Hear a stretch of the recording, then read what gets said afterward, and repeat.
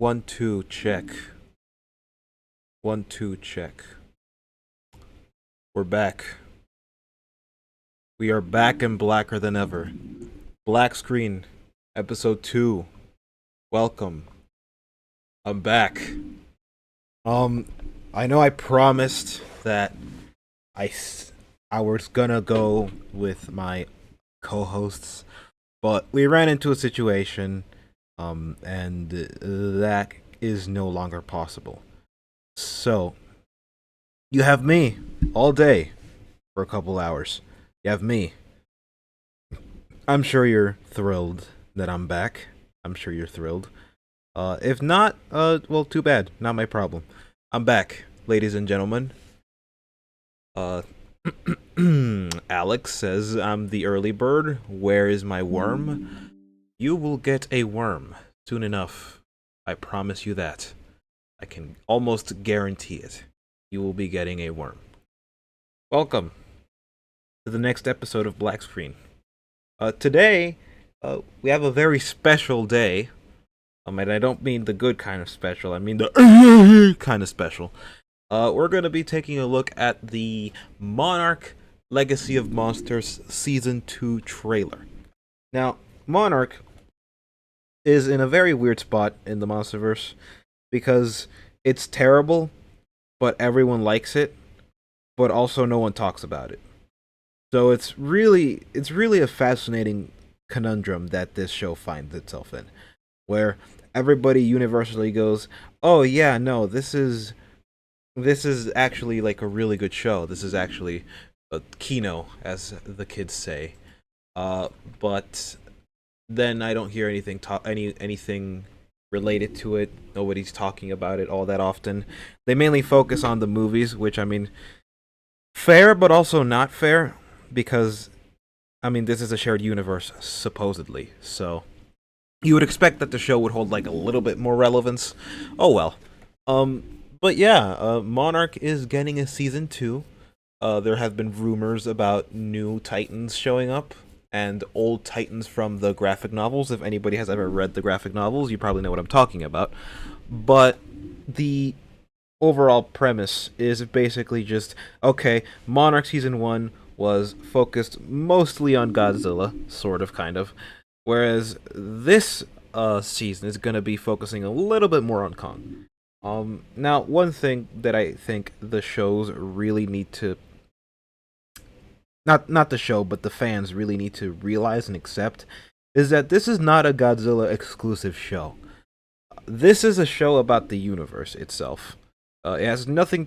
It has something to do with Godzilla, but he's not so relevant that he's always going to be the focal point.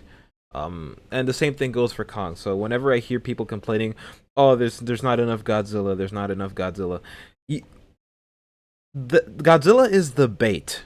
For season 1, Godzilla was the bait. A lot of the trailers focused almost exclusively on Godzilla, so it was the bait because Godzilla barely showed up in the show, but he was there specifically so that it could draw people in. Oh, this is a show about monsters. Godzilla is involved somehow. I'm going to see what this is all about.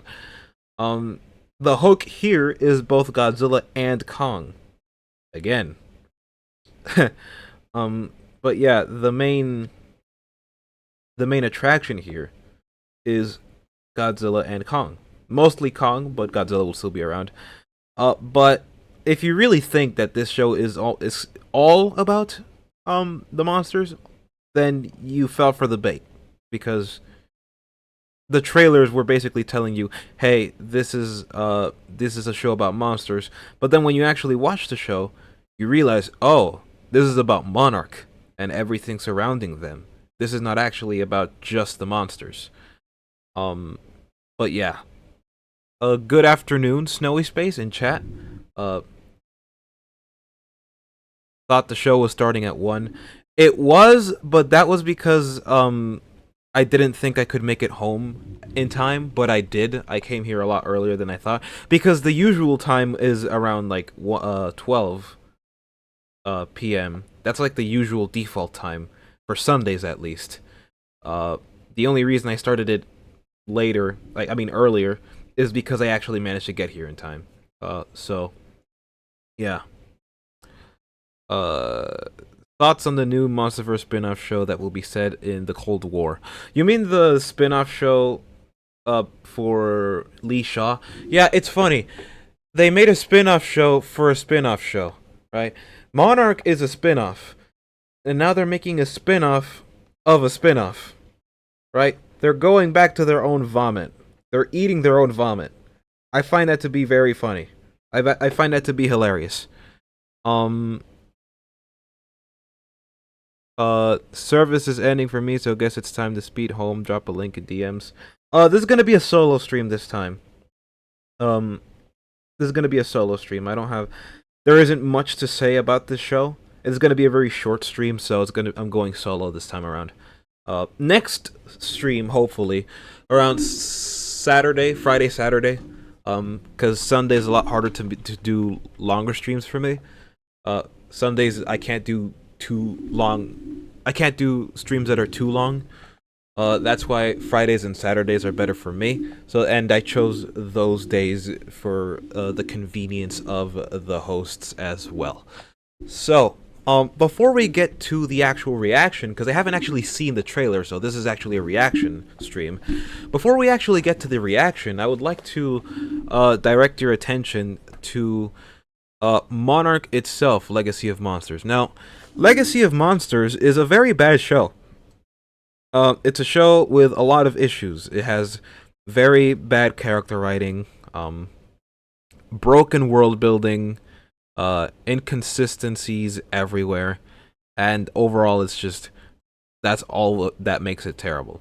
So I made a video a while back on Kate Randa specifically, and she was champion is like the new main character of the MonsterVerse, if I recall correctly. She was like the next, excellent character. And they just gave her panic attacks. They gave her panic attacks. It's funny. So they watched Puss in Boots, and because Puss in Boots was so accurate with its, depiction of panic attacks, at least that's what everyone says. Because Puss in Boots: The Last Wish was so accurate, everybody started copying it. Everybody started trying to copy that, and I find that to be very interesting. You see it everywhere nowadays. Like, everybody's always trying to copy the hyperventilating, the tunnel vision. They're always trying to replicate it. And it comes across as like an imitation rather like a genuine attempt to depict a panic attack. The reason why it worked in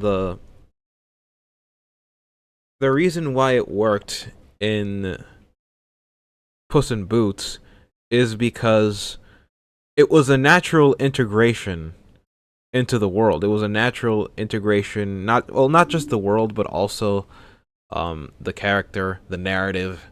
It was a natural integration.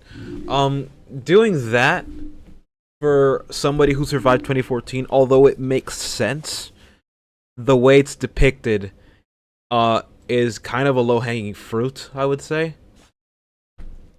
Mainly just because it serves as a way to affirm her, Kate Randa, in some way, as opposed to like calm her down, but also just. I mean, it really depends on the scene, right? Because you remember the first time she had it, the first time she had the panic attack, I think it was in episode 1 called Aftermath. That was the name of the episode. Let me see if I can pull it up. But yeah, episode 1 was Aftermath, where she had the panic attack in the bunker. That was fine. I think that's like the least offensive example out of all of them.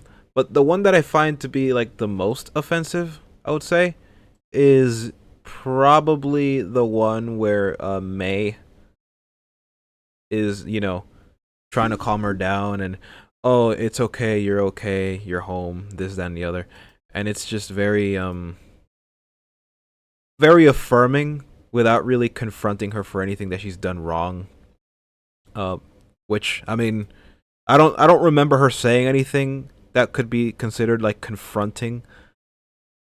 and I find it to be very strange that this plot and the story is not going to try to confront her for what happened. Um, because like she's not a good person. Kate Randa is not a good person. So I think it's something that the show overlooks quite a bit.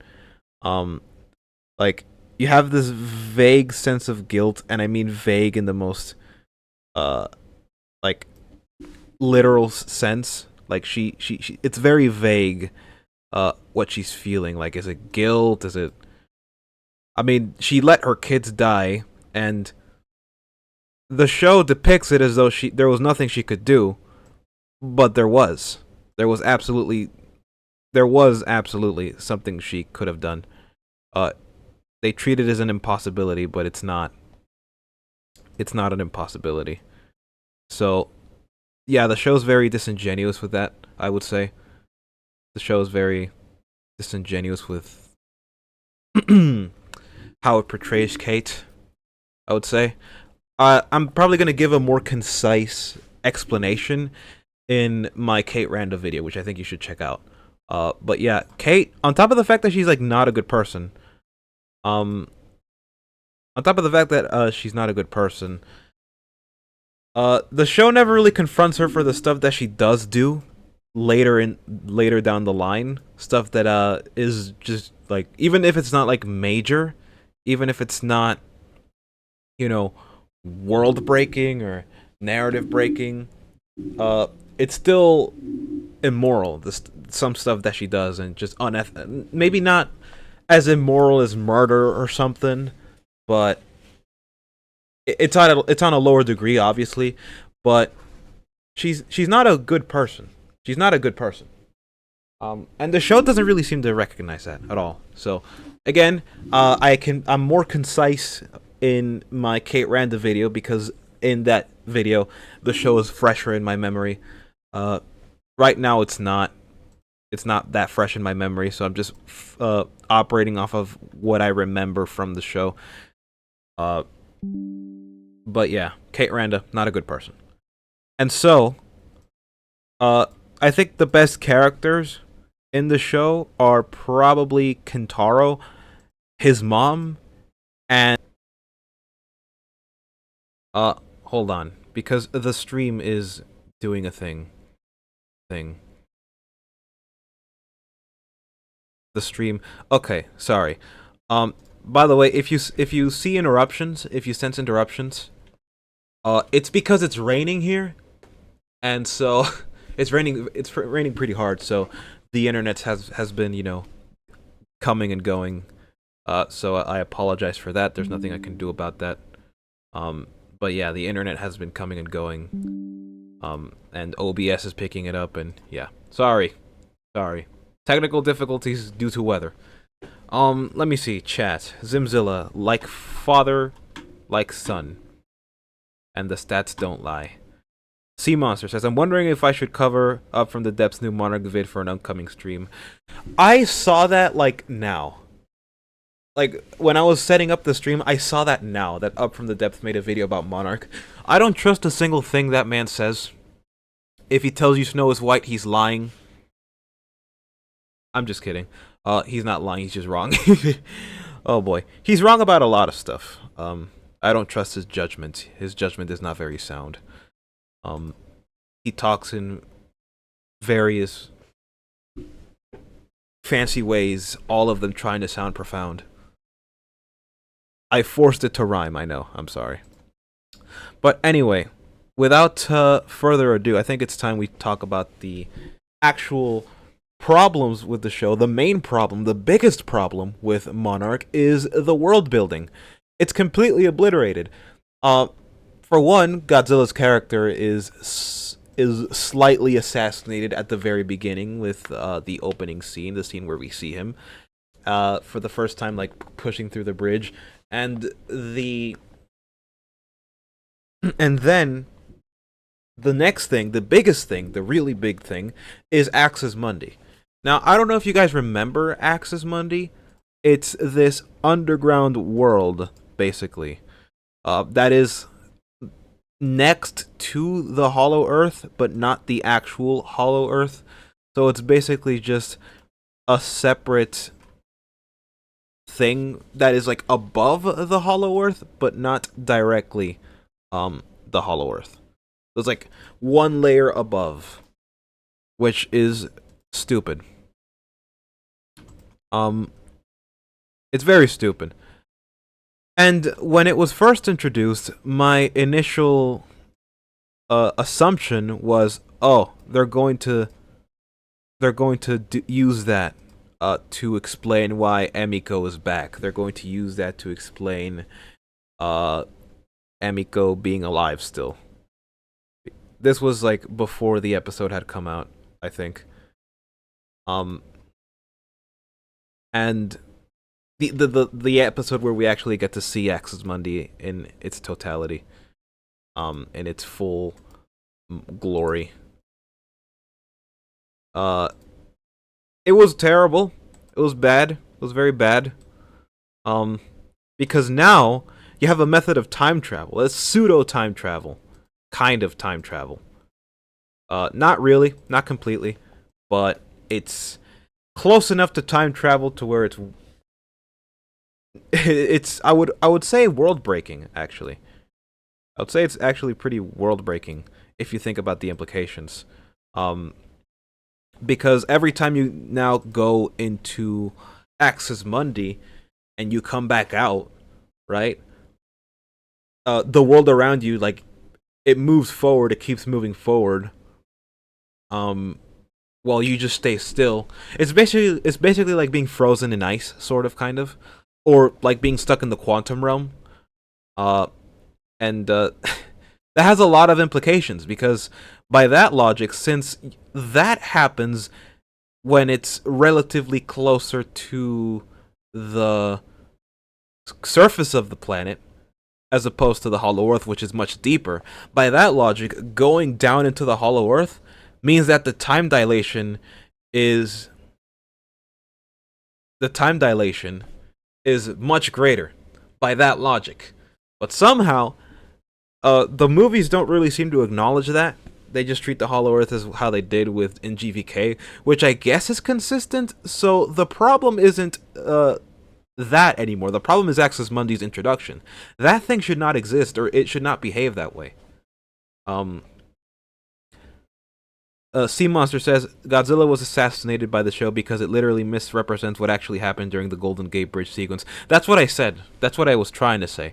I sounded a bit distracted because I was trying to operate OBS to show you the clips.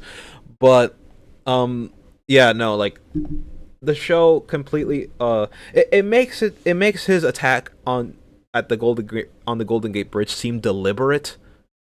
Which was not. It was not a deliberate attack on the Golden Gate Bridge. It was just him passing by, him being pelted from both sides and crashing through the bridge because he's trying to avoid the firebombing. So yeah, that's the assassination, making it seem like it was intentional when it wasn't. Simzilla says, Axis Mundi is porous earth, not to be confused with Hollow Earth. I didn't know there was a thing as porous earth. But it's still, the way they presented in the show is terrible. Because it contradicts all the established lore we have been exposed to. Not willingly. But all the stuff we have been exposed to in so far about the Hollow Earth. We know that the Hollow Earth,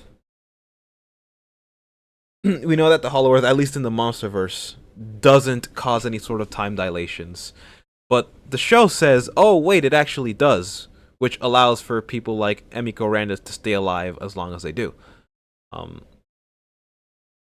And if we're going through by the logic of the Hollow Earth, I know I'm repeating myself a lot, but if we're going by the logic of the Hollow Earth as established in GVK, GXK, that shouldn't happen. And if we're going by Monarch's logic, then the time dilation should be much more significant in GVK, GXK. So when Godzilla and Kong go down from the Hollow Earth to Rio.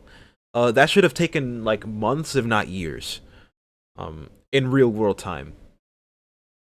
And so, yeah, it has a lot of implications for the world.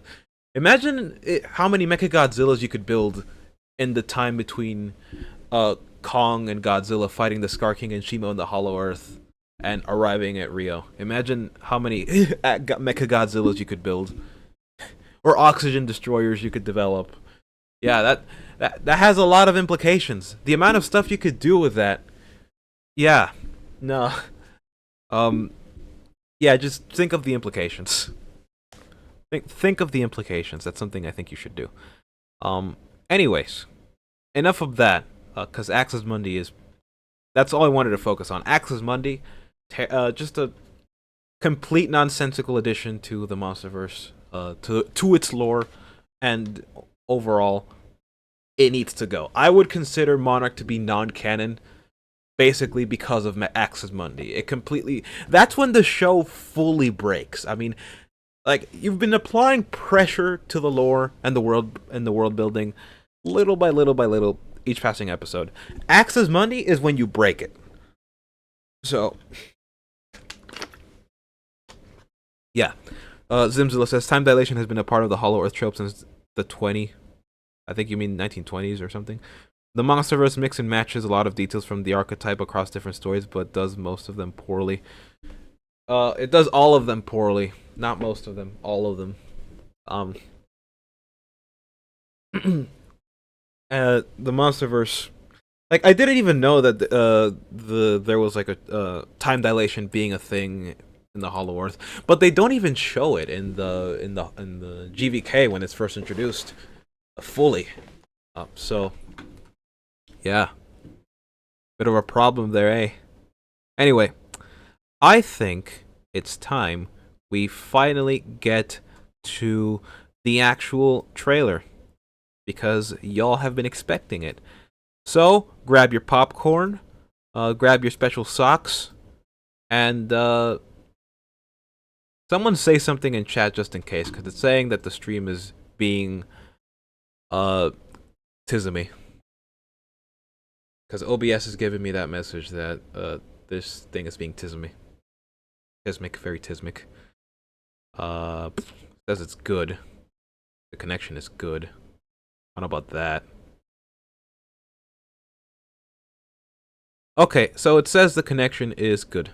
After the introduction of Axis Mundi, Sea Monster says, it makes me fascinated / terrified to see what kind of crazy world-breaking crap Season 2 is going to introduce once that comes out. I'm probably not going to watch it. I mean, I definitely am going to watch it if I can make videos out of it. If not, then just a whole stream. I am willing to dedicate a whole stream to Season 2. But,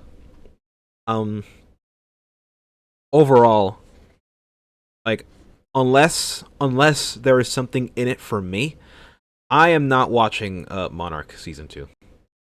I am not watching it. I'm not going to waste my time. Because I know it's going to be bad. If I know it's going to be bad, then what's the point in watching it, right?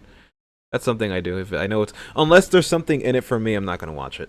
So, I need an incentive, you guys. So, hell, you know what? If you get me to 500 subs by the time May rolls around, I'll do it.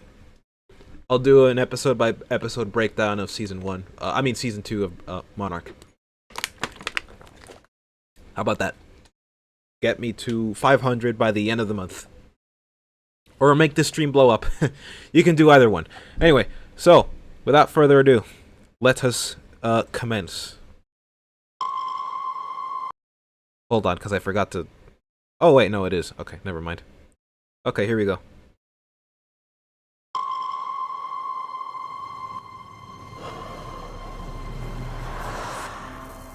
The world has changed.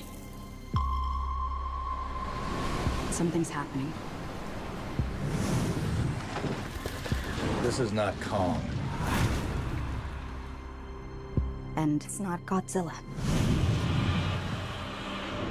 This is something bigger. It's Kongzilla. It's Kongzilla, anyway. Here we go. The opened the rift to another world. We made a mistake.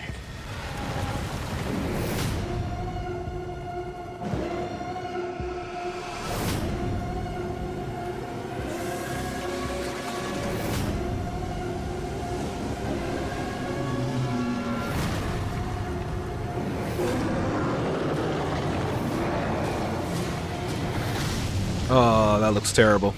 That looks... What's next? Yeah, you see that animation? Did you guys see that animation?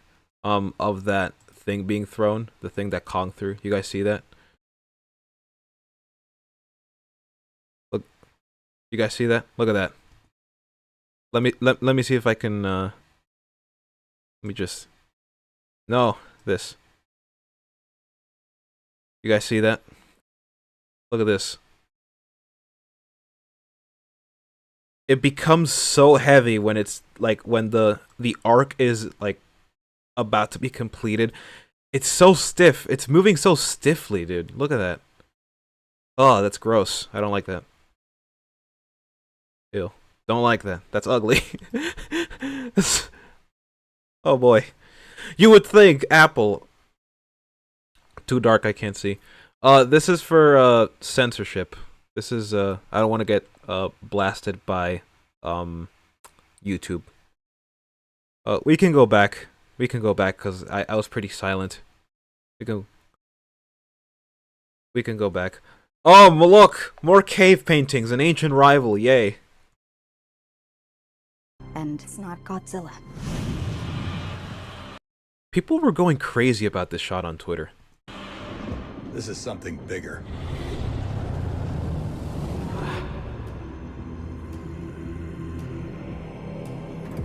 He opened the Warhammer chanting. I know it's not Warhammer, it's Gregorian. Is it Gregorian? It's not Gregorian.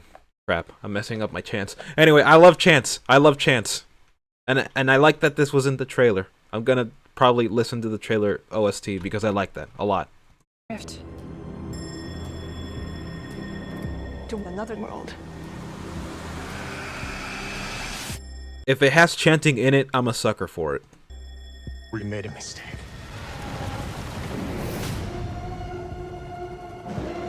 Oh, it comes out in February 27th. Okay.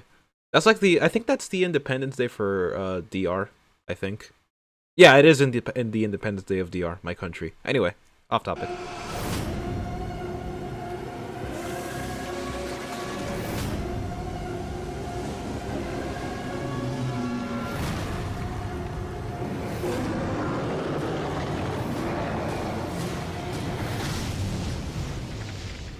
So, what's next?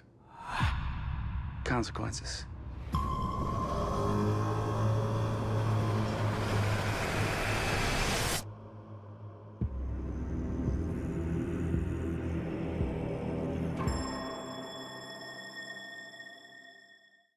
I like the chanting. I really like the chanting. Chanting's very good. So far, overall analysis.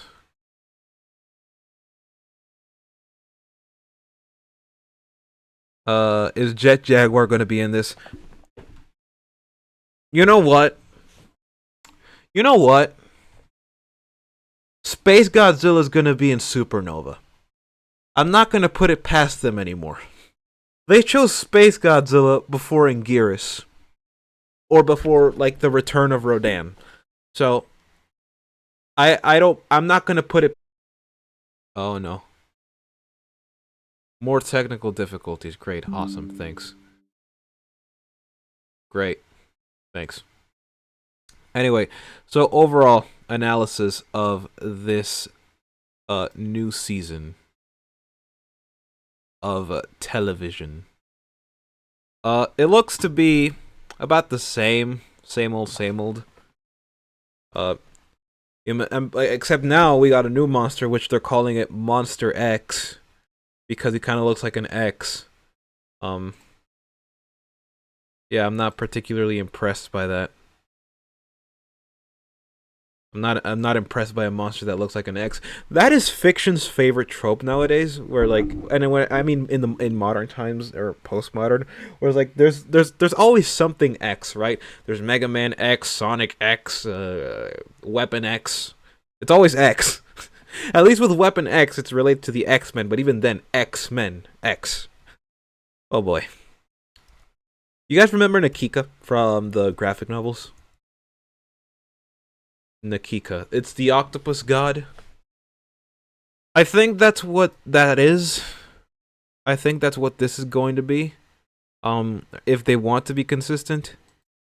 But I don't think they're going to, and it doesn't really look like it. It doesn't have the same colors.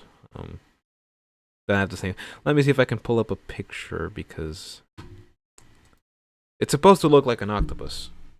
But that doesn't look like an octopus. You know what? It's probably not Nakika. Never mind. It's probably not Nakika. Imagine you get killed by a monster, like a sea monster, and its name is Nakika.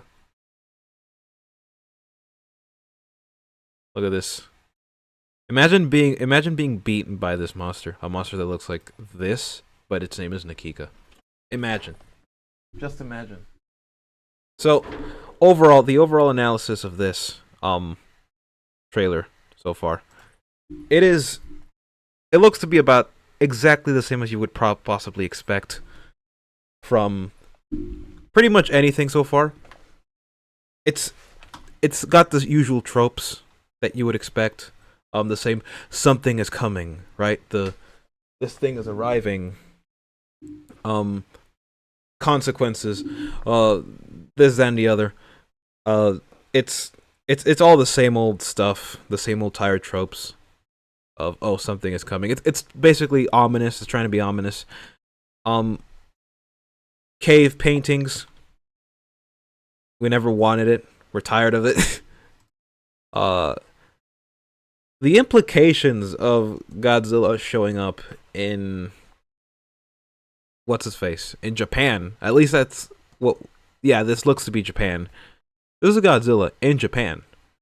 That has a lot of implications because, according to King of the Monsters, there hasn't been new Titan abilities. There haven't been new Titan appearances in over 5 years, in between King of the Monsters and GVK, and the same, or like around that's a similar time span between 2014 and King of the Monsters. There hasn't been any new appearances. So that was a lie. That's funny. Like, there haven't been any new Titan appearances in over several years. And Godzilla has been completely missing in between 2014 and King of the Monsters. Oh, look! He's in Japan! Wow. Okay. So that's a huge contradiction right there. That looks like a kaiju the Powerpuff Girls would body in seconds. The Powerpuff Girls would solo everyone. They beat Goku, dude. Cascade. Lau, my boy Lau. Ominous for a show that we know for a fact won't have the budget to pay it off all that well. And now with Godzilla and Kong in the show, the budget will have to be spread thinner with everything else, including this new monster. But yeah, already, this thing, Godzilla showing up in Japan, already kind of breaks the world. Because there have been no new appearances of monsters, including Godzilla, between the time of 2014 and King of the Monsters. That was like 5 years, I think. Yeah, 5 years. Wow. In the trailer, we already get our very first major plot hole. Thanks, Monarch. This is something bigger. That bigger something is in my pants.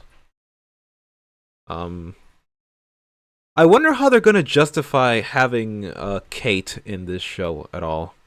I can see why everyone else would be in the show. I can see why everyone else would be in it, but I don't see how Kate could ever be justified being in this show.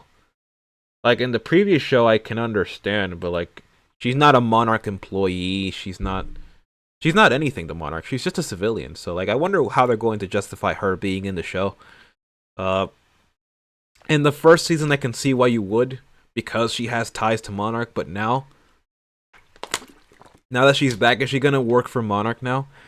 I mean, does she have the qualifications for it, or is she gonna go freelance? Because she can't exactly go freelance, because Monarch is a government association. It's a government corporation, government funded, and government commandeered, because it was commandeered in 2014, if you remember that one scene after the death of Bryan Cranston's character.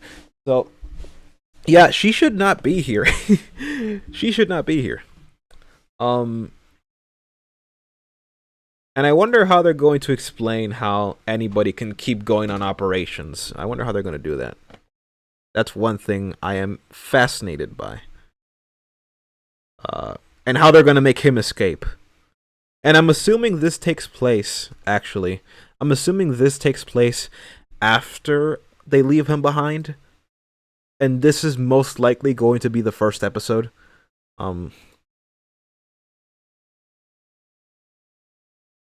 The MonsterVerse has pulled the DCEU. Yeah, yeah. Justification, she's hot. True. However, counterpoint. Watch what's that show with that one white guy? Is it Shogun? Yeah, Shogun. Counterpoint, watch Shogun. Gonna be a wood for me, fellas. Shinzo Abe would approve. Shinzo Abe would approve. What even happened to all the kaiju / titans that appeared at the end of King of the Monsters? Doesn't matter. Don't think about it. Don't think about it. It's not important. Not important. Whatever Wingard says goes. Whatever Wingard says goes.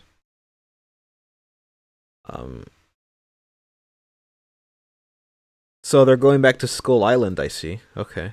I don't know why, but they're going to Skull Island. Alright, so this supposedly takes place after... By the way, he looks like John Constantine here in this shot. With the Wyatt Russell, he looks like John Constantine with these clothes and this haircut. Doesn't he look like John Constantine? Doesn't he? He would be a great John Constantine now that I think about it. Like he's got the fit on. He has got it on, dude. Look at that. Adam Loosgard. Yeah. Yeah, he looks like John Constantine. I really like that. He could easily be a John Constantine.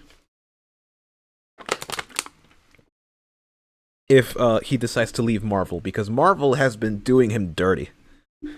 Marvel has been doing him so dirty. It's free my boy, free him. He did nothing wrong. John Walker did nothing wrong. I haven't seen Falcon and the Winter Soldier. I haven't seen that show. That show with the one white guy. I was gonna say the show with the white guy that goes to Japan and becomes one of them, one of the samurai. I was thinking of Shogun. I said it earlier, Shogun. Instead of watching this show, you should watch Shogun. I think that's Anna Sawai at her best. But yeah, so also doesn't this look like a dog, like an anthropomorphic dog, like a cartoonish? Like you see this, these are the eyes and the faces, like the snout. Kind of looks like a dog. Yeah. So with this scene, this one, right, this one. So I'm assuming that this has to take place in the past. So this must be one of the flashbacks. Because this is Lee Shaw, but this is Wyatt Russell, not Kurt. And and look at all these kaiju. I mean, these tiny titans. These tiny titans. They're not kaiju. These tiny titans. I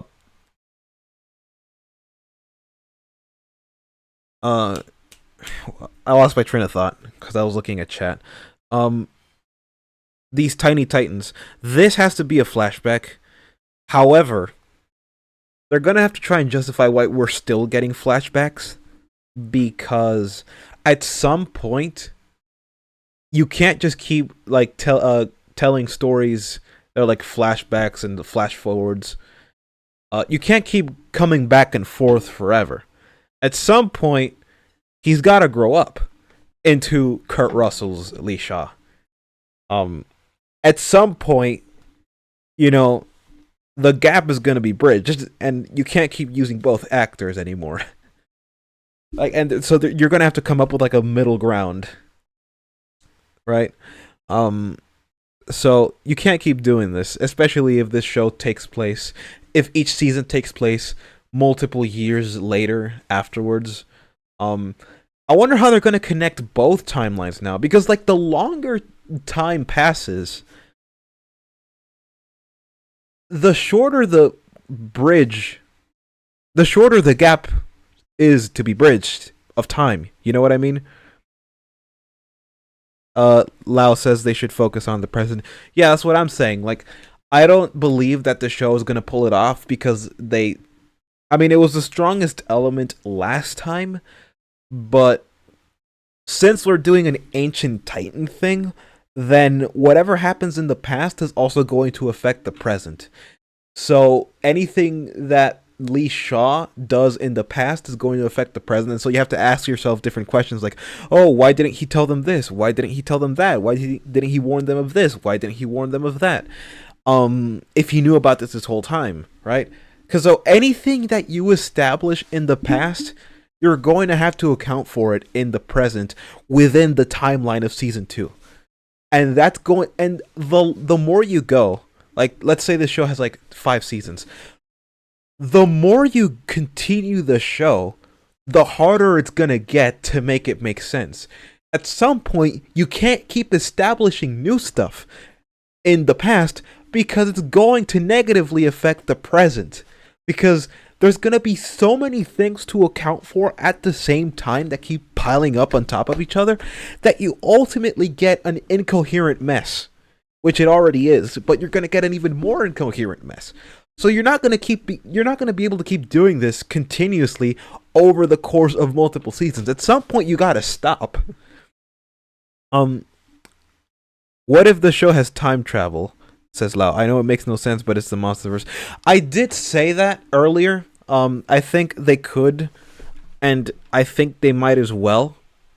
I think they might as well have time travel. I mean, this is technically pseudo time travel, but at that point, it would be so completely ludicrous that you can just say, "Oh, this is not the MonsterVerse anymore. This is just an alternate universe related to the MonsterVerse, but it's not the MonsterVerse." This might as well just be an alternate universe. Which, if they introduce the multiverse in the MonsterVerse, then you open the floodgates. You open Pandora's box. Gigan, friggin' Megalon. Space Godzilla's already here, so you might as well. The Zillions, Monster X, Kaiser Ghidorah, Mecha King Ghidorah. Friggin'. But you'll sideline all the other monsters like King Caesar, Varan, Baragon, Rodan, Anguirus, Manda. I mean, Tiamat was already a Manda stand-in, so. A Behemoth. Methuselah's probably not coming back. I don't know if he is. He might not be, but I don't see why the MonsterVerse would be motivated to bring him back at any capacity. Especially if they don't know what to do with their mainline monsters, and what are they gonna do with like the side character monsters? What are they gonna do with them?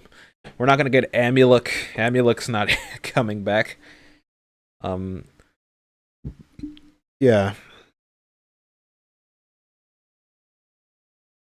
Bring G from Godzilla's Revenge, and Manila for the Thanos.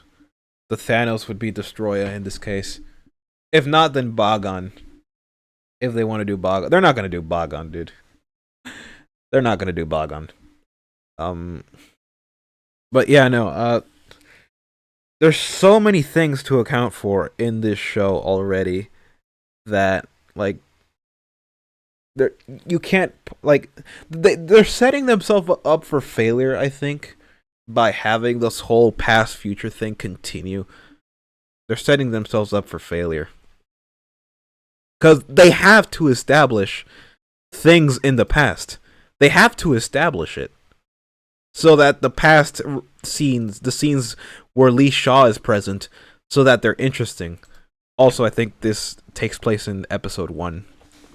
Like, following up right after the events of the last episode. I think this scene is all about that. I'm trying to contain Kong and Skull Island. That looks ugly. That's an ugly throw. No sense of weight. But yeah, you can't keep doing this. At some point, you have to stop. And at some point, like, they have to introduce new things. That's the thing. They're going to introduce new things because they have to keep the past scenes interesting. The scenes with Lee Shaw, I mean, they paid. Do you have any idea how much money they paid for the Kurtz? I mean, for the Russells? Like Wyatt Russell and Kurt Russell to be in the same show. Like, do you have any idea how much money they had to pay for them? Because they're big name actors. Like people love these actors, especially Kurt Russell. But people are gravitating a lot to Wyatt. They like Wyatt. And with the whole sentiment of John Walker did nothing wrong that's being pushed in the MCU, then people are starting to like him a lot more. And he is a good actor. He's a really good actor. Like, do you have any idea how much money they had to pay? They have to do something with him. They have to give him something to do. So they're going to introduce new things, and they're going to mess up the entire timeline, and they're not going to account for it. I know this for certain because the past season is evidence that, well, they can't take care of lore from the past. They can't implement it properly. They have to retcon, or they have to completely ignore the past. I mean, Exhibit A is literally just season 1. Exhibit B is, where is it? Godzilla. Exhibit B would be this. This is Exhibit B. Godzilla showing up in Japan. This contradicts King of the Monsters. Exhibit C. This cave painting. Now, could this... I know I said it earlier, but could this be an ancient rival? Probably not. Maybe, but probably not. Although I 100% see them going this route. Because they have been doing that for the past... for the past 3 movies. No, for the past 4 movies. It started in Skull Island, then King of the Monsters, then GVK, then GXK. There's always cave paintings, there's always murals, there's always this. There's always one thing or the other, dude. They're always trying to do cave, like trying to establish it in the past. If this takes place, if this mural takes place in the past with Lee Shaw, like, oh wait, no. Oh, wow. Okay. Because this guy, I forgot who he was. He was trying to bang Emiko. Oh, okay, so this does take place in the past. Okay, that makes things worse. You just made things worse now. Thanks. Who's that? Oh, that's just a TP. Never mind. That's just a TP. Okay. But yeah, this takes place in the past. You just made things worse. Congratulations. If this is an ancient rival of sorts, then that's Randa? Okay. Wait, I thought Lee Shaw. Right, Lee Shaw. That love triangle was confusing. Like, I don't remember it ever being addressed. But that was a strange love triangle. That was a bizarre love triangle. Anyway, Ancient Titan. If this is an ancient rival, you mess things up further, and you make Godzilla look even more incompetent as a quote-unquote protector. If this isn't an ancient rival, then...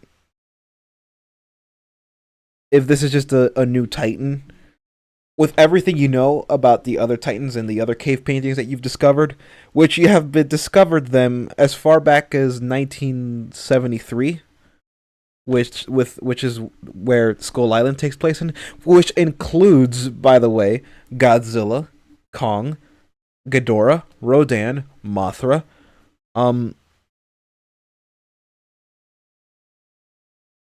This being discovered around like a similar time slot, a similar. Actually, no. I think this takes place earlier, because that Randa is the same Randa from. This Randa is the same Randa from Skull Island. I just remember who he is. He's the same Randa from Skull Island. So that means that he discovered this before he ever knew about Kong. But he already knew monsters existed. Man, this show's gonna make me rewatch Monarch Season 1, isn't it? It's gonna make me rewatch Season 1. Damn it. I might actually have to rewatch just to see how broken it is. I'd say it's pretty good for a love triangle, says Kaiju. Now, of course you would. You would say that, wouldn't you? You would say that. Makes sense as to why the dynamics would change for the characters. I didn't even say it didn't make sense. I just said it was weird. It was hard to follow. It was like, I mean, is one even aware of the other?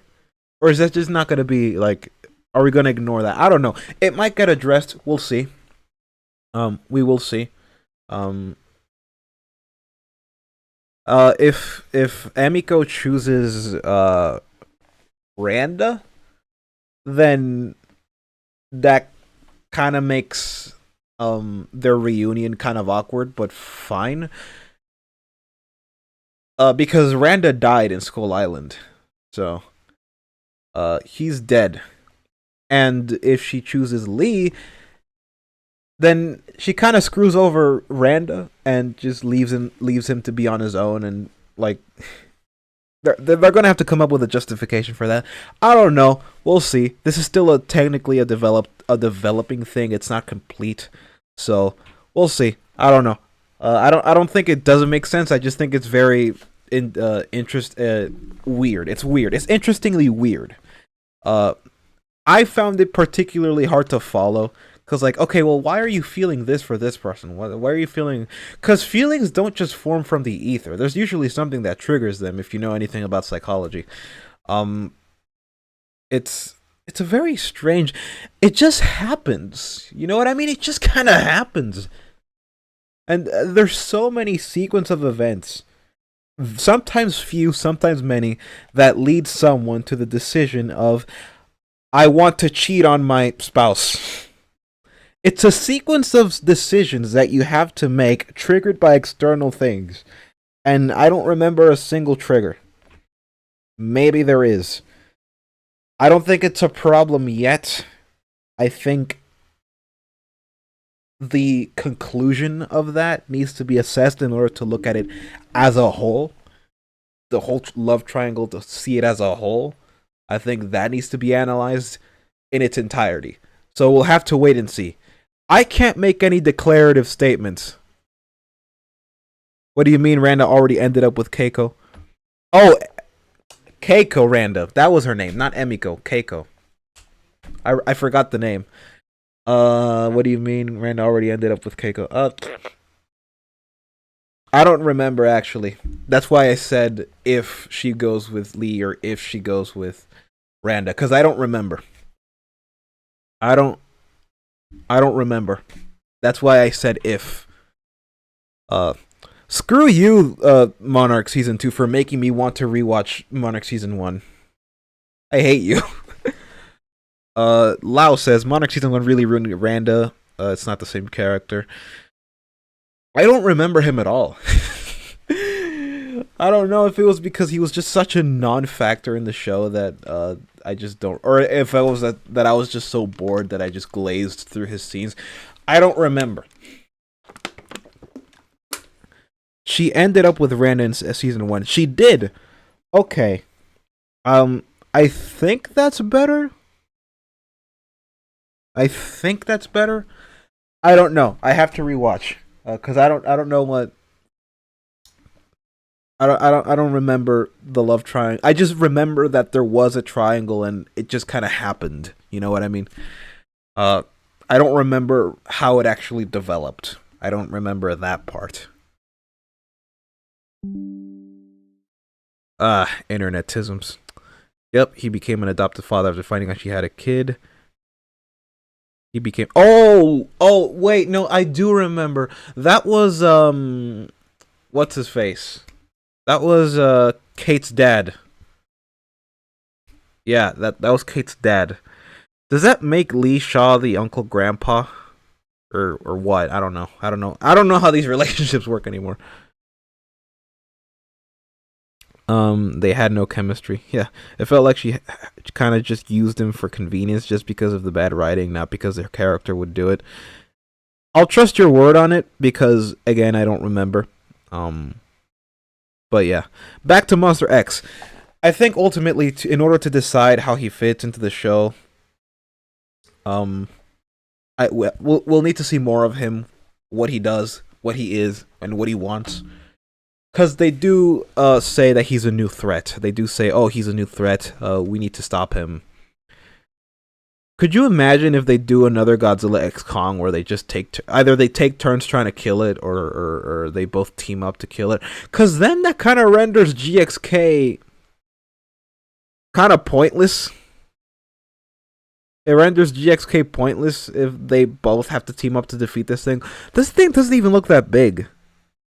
That's a whale. Dude, they're portraying this thing as like a new threat, but it doesn't look that big. That's probably like a sperm whale. Godzilla, by this point, he has not beaten Ghidorah. But he has beaten the Muto Prime, I believe, which is why he has the new dorsal plates, which was a much bigger monster. Not bigger than Ghidorah, but much bigger than, your typical monster. But, yeah, like, he can beat this thing. He can for sure beat this thing. Absolutely, he can beat this thing. The new monster might be the Dakuakwa. Search the name, man. Dakuakwa. That is a name. Out of all the names that I have ever heard, that is certainly one of them. Dakuakwa. What a name.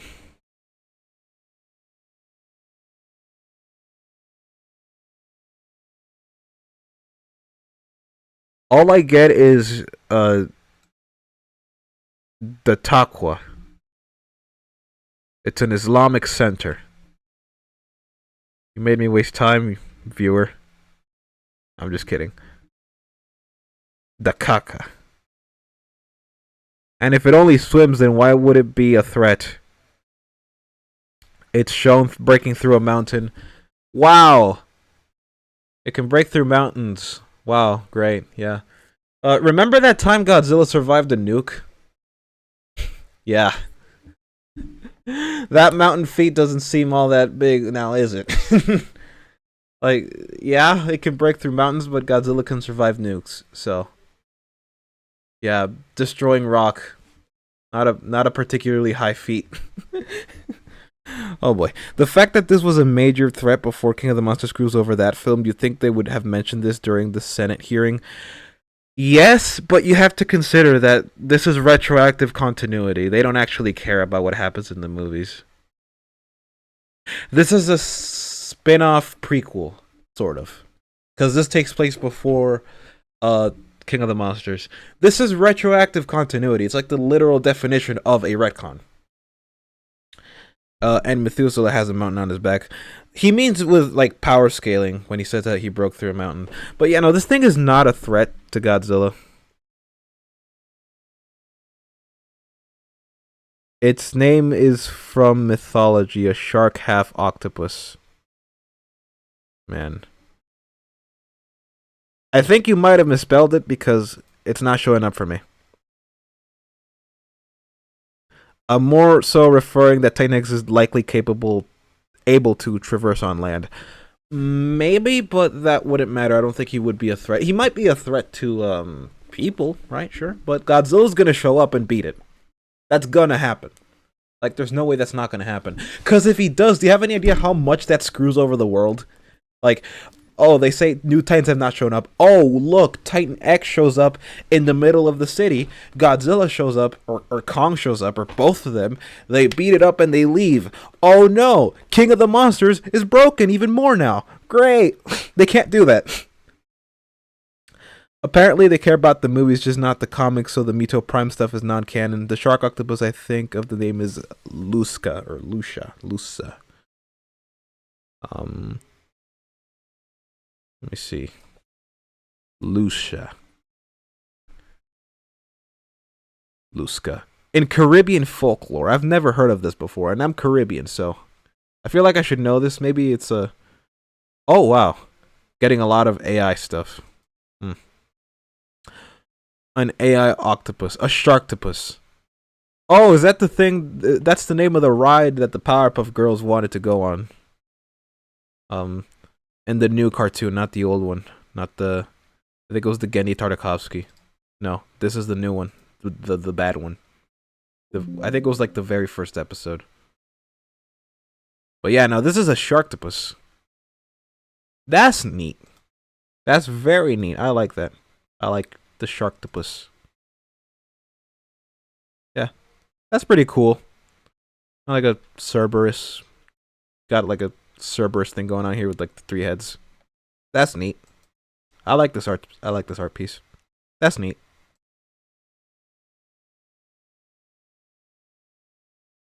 Let me look at chat. Sharktopus was easier, and to be fair, yeah. Sharktopus was easier, and to be fair, Sharktopus looks cool, but Tralalero Tralala beats them. I heard that was like blasphemous to the Catholic Church somehow. Alright, it's weird. A shark with legs, a land shark, basically, somehow blasphemes against the Catholic Church. How? I don't know. I don't know. When Black is Caribbean, but he's a lesser Caribbean. I'll let that slide. I've been told that Dominicans are discount Puerto Ricans. I think that's what I was told one time. Yeah. I'll probably have to revisit that stream where I talk about it. Anyway, overall, yeah, this trailer, I mean, it was a good trailer. It was good for advertising, but it fell into like the same usual tropes that you would expect. But overall, the implications for the world breaking the lore, yeah, no, this is broken significantly. Yeah. Like, in this trailer alone, you already break continuity several times. As a Jamaican, I can look down on all other Caribbeans. Just because you're geographically, like... First of all, you're Mexican. Shut up. Second, for those of you that don't know, Zim is actually... Yeah. Second, even if you were Jamaican, just because you're geographically... All you have is Bob Marley, okay? All you have is Bob Marley. We have the entire sport of baseball. I don't want to hear it. Anyway, Bumbleclat. This show is gonna be bad. Like, this season 2 is gonna be bad. I might watch it anyway, but yeah, I expect the soundtrack to be good because the soundtrack for last season was really, really good. But I expect it to be good here too. I hope that the chanting at of the trailer is implemented into the show because I really like it. But, yeah, no, this show's gonna be bad. It's gonna be really bad. I don't know what any of you are expecting, really. And since I've been going for an hour and there's nothing new going on, I am going to watch or going to react to I'm going to react to, not the D-Man one. Not the D-Man one. Where is it? Because D-Man is pretty long. It's gonna take a while. So, I'm just trying to hit the 2-hour mark. It's pretty long. Let's see. Is it Goji Center? Yeah, it's Goji Center. There's also another TV spot. Titan X. Oh, actually, you know what? There's a possibility that Goji Center might not have uploaded, but I believe... Yeah, no. Dangerville has uploaded. If I can't find the Goji Center one, then I'm just gonna go with the Dangerville one. Dangerville is always a channel that I come back to, mainly just for news, but I don't like their content. They shill quite often. They shill quite a lot. Let me see. Goji Center. I made a video too. The new Titan X. I might watch the Dangerville one too. I mean, that's still like 20 minutes, and like I could just watch the D-Man one. But you know what? I'll bite the bullet and say, yeah, so what? Because I don't like his editing. I don't like D-Man's editing. Sometimes he lets words just, continue on for too long. Like he lets the silence go on for too long after he's done with a sentence. So, yeah. I am going. We'll be reacting to this. Just for funsies. Just for funsies. And I'm gonna keep the logo here.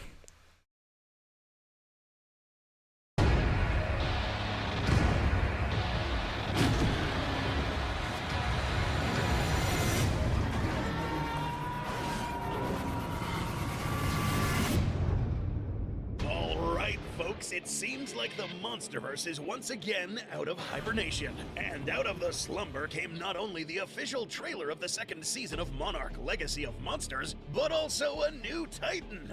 And he talks like a toy commercial guy. Like the kind of guy that, does toy commercials. I find that endearing. I find that particularly endearing. Anyway. From the looks of it, it's definitely nothing to sneer at either, and quite literally making the Ion Dragon from Season 1 look like a nuisance. So today on Goji Center, we'll go ahead and attempt to recreate this Titan by carefully observing it and using clues from the trailer, and see if we can pull off a more or less accurate reconstruction and breakdown of this new kaiju. So sit tight and hang out with us and hit that subscribe button, because the Monsterverse is back better than ever. Better than ever, yeah. Okay. We return where we left off from the previous season, the crew popping out of Axis Mundi through Skull Island in a specialized Monarch capsule. We were introduced to the king of Skull Island at the very end. However, this new season sheds light into an obscure piece of the Monsterverse timeline and the monster that fills this slot. As Zimzilla said in the comments earlier, he said that the show is ignoring things like the graphic novels, which is evident. Muto Prime, nowhere to be found. I think it might have been retconned out of existence. So I think he might be right about that. I might have to retract my statement on that subject. React to Tralalero Tralala. I'm not doing that. Is this faceless YouTube channel? This is how we do things. This is typically a multi-man stream type thing, but my hosts are unavailable, so you're getting me. You're getting me. It's probably going to take much less time now since it's just me, because if it were my co-host, it would take a lot more time. It would take like 4 or 5 hours around, or if we're like truly invested, then it might take around 6 or 7. Anyway. Meet Titan X. Seemingly half cephalopod and half lizard, this is yet another tentacled menace in the roster of Monsterverse kaiju. The trailer gives us a vague explanation as to where this Titan hails from. We'll be covering this animal's appearance very soon, so just stay put. Not quite 100% clear on whether or not this animal comes from Axis Mundi or Hollow Earth, makes no difference, but actually kind of does make all the difference when you really think about it, because again, the Hollow Earth doesn't have any time dilation. Axis Mundi does. If this is a Titan that like evolved in the Hollow Earth and emerged into the surface, then that would make a lot more sense, and then having it come from Axis Mundi. If it comes like from Axis Mundi, then you would have to say, okay, well, how long has it been here? When did it first emerge? And did it affect anything in the real world? Because if it has, like, okay, how did it escape? It is not established so far if this Titan can traverse from the Hollow Earth to the surface, or from the Hollow Earth to the Axis Mundi, or if there's even a way to travel from Hollow Earth to Axis Mundi. So far, we only know that we can go from the surface to the Hollow Earth and vice versa, and Axis Mundi and the surface world and vice versa. So, I mean, unless you establish that and have, you can say, oh, he comes from the Axis Mundi, but much like Godzilla, he can travel to the surface world. Okay, well, is it only Alpha Titans that can do that? If you say yes, then, oh, Titan X is suddenly an Alpha Titan. Ghidorah. We're back to the Ghidorah problem. The Alpha Call. Can it be heard through Hollow Earth? We don't know. Was he on the surface when he did the call? I mean, this predates King of the Monsters, though, so maybe the Alpha Call might not actually be a problem per se, but you still have to deal with another Alpha Titan. You still need to deal with it. If he's still alive by the end of the season, I highly doubt it, but if he is alive by the end of the season, still, if he manages to escape or just submit to Godzilla or whatever, then Alpha Call problem, right?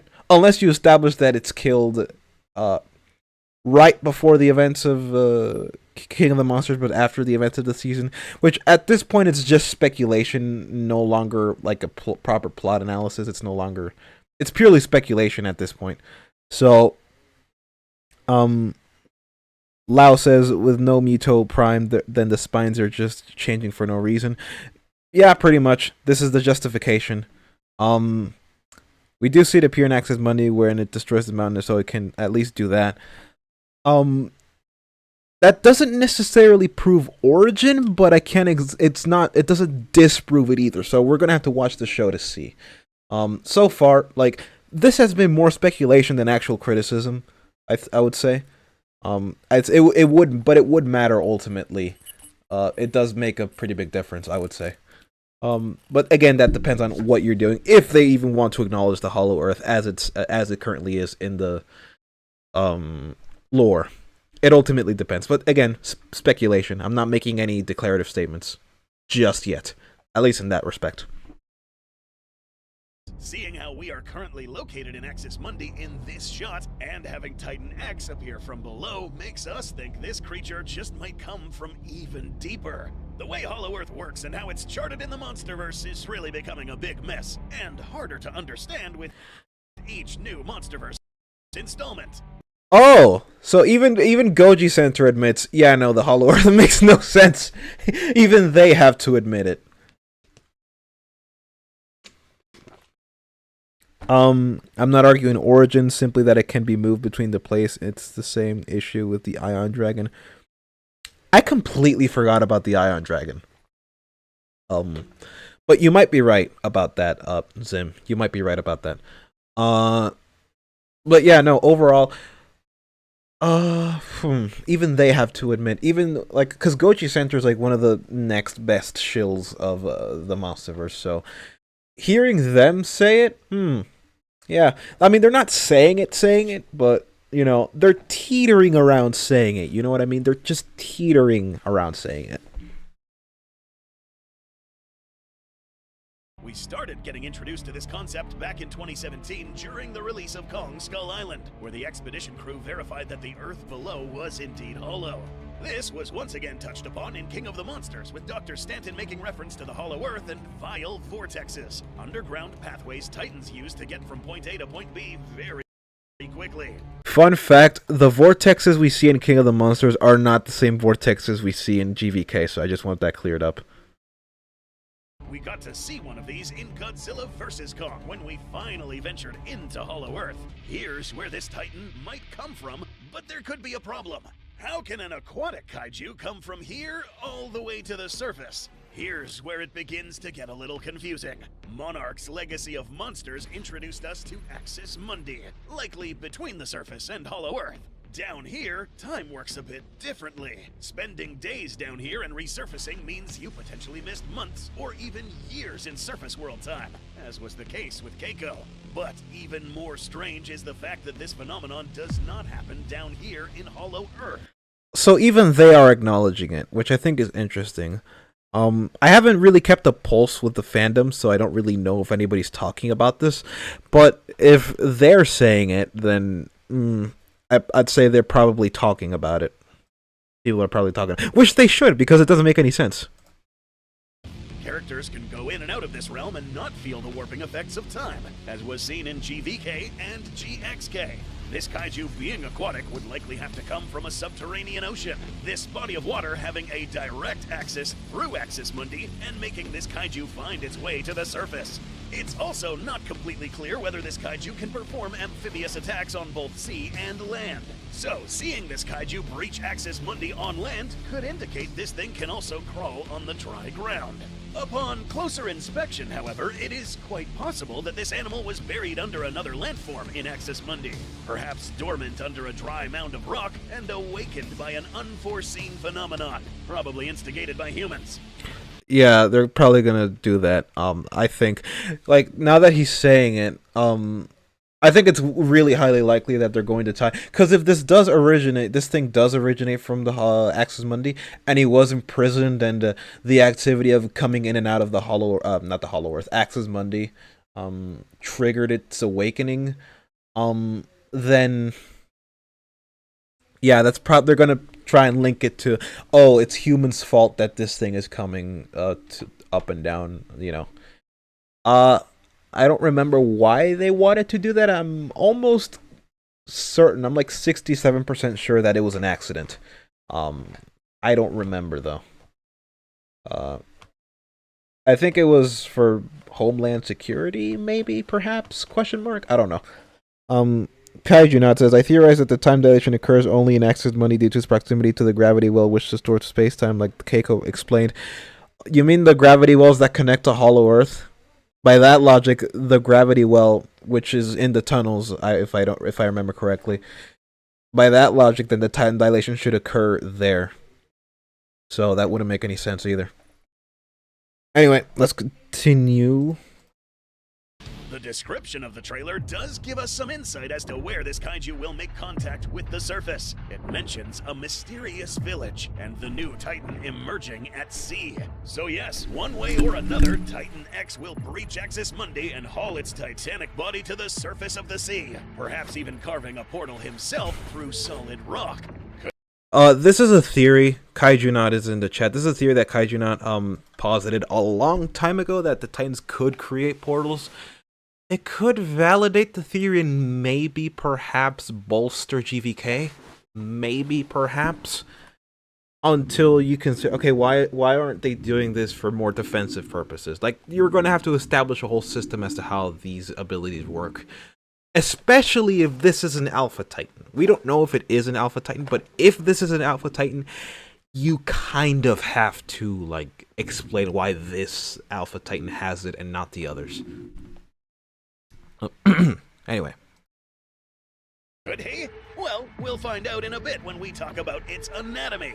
If you're enjoying this video, please take a moment to like, subscribe, and maybe even check out our merch store in the link below. All video's description is indeed enigmatic, and to you on this screen. Alright, that's it.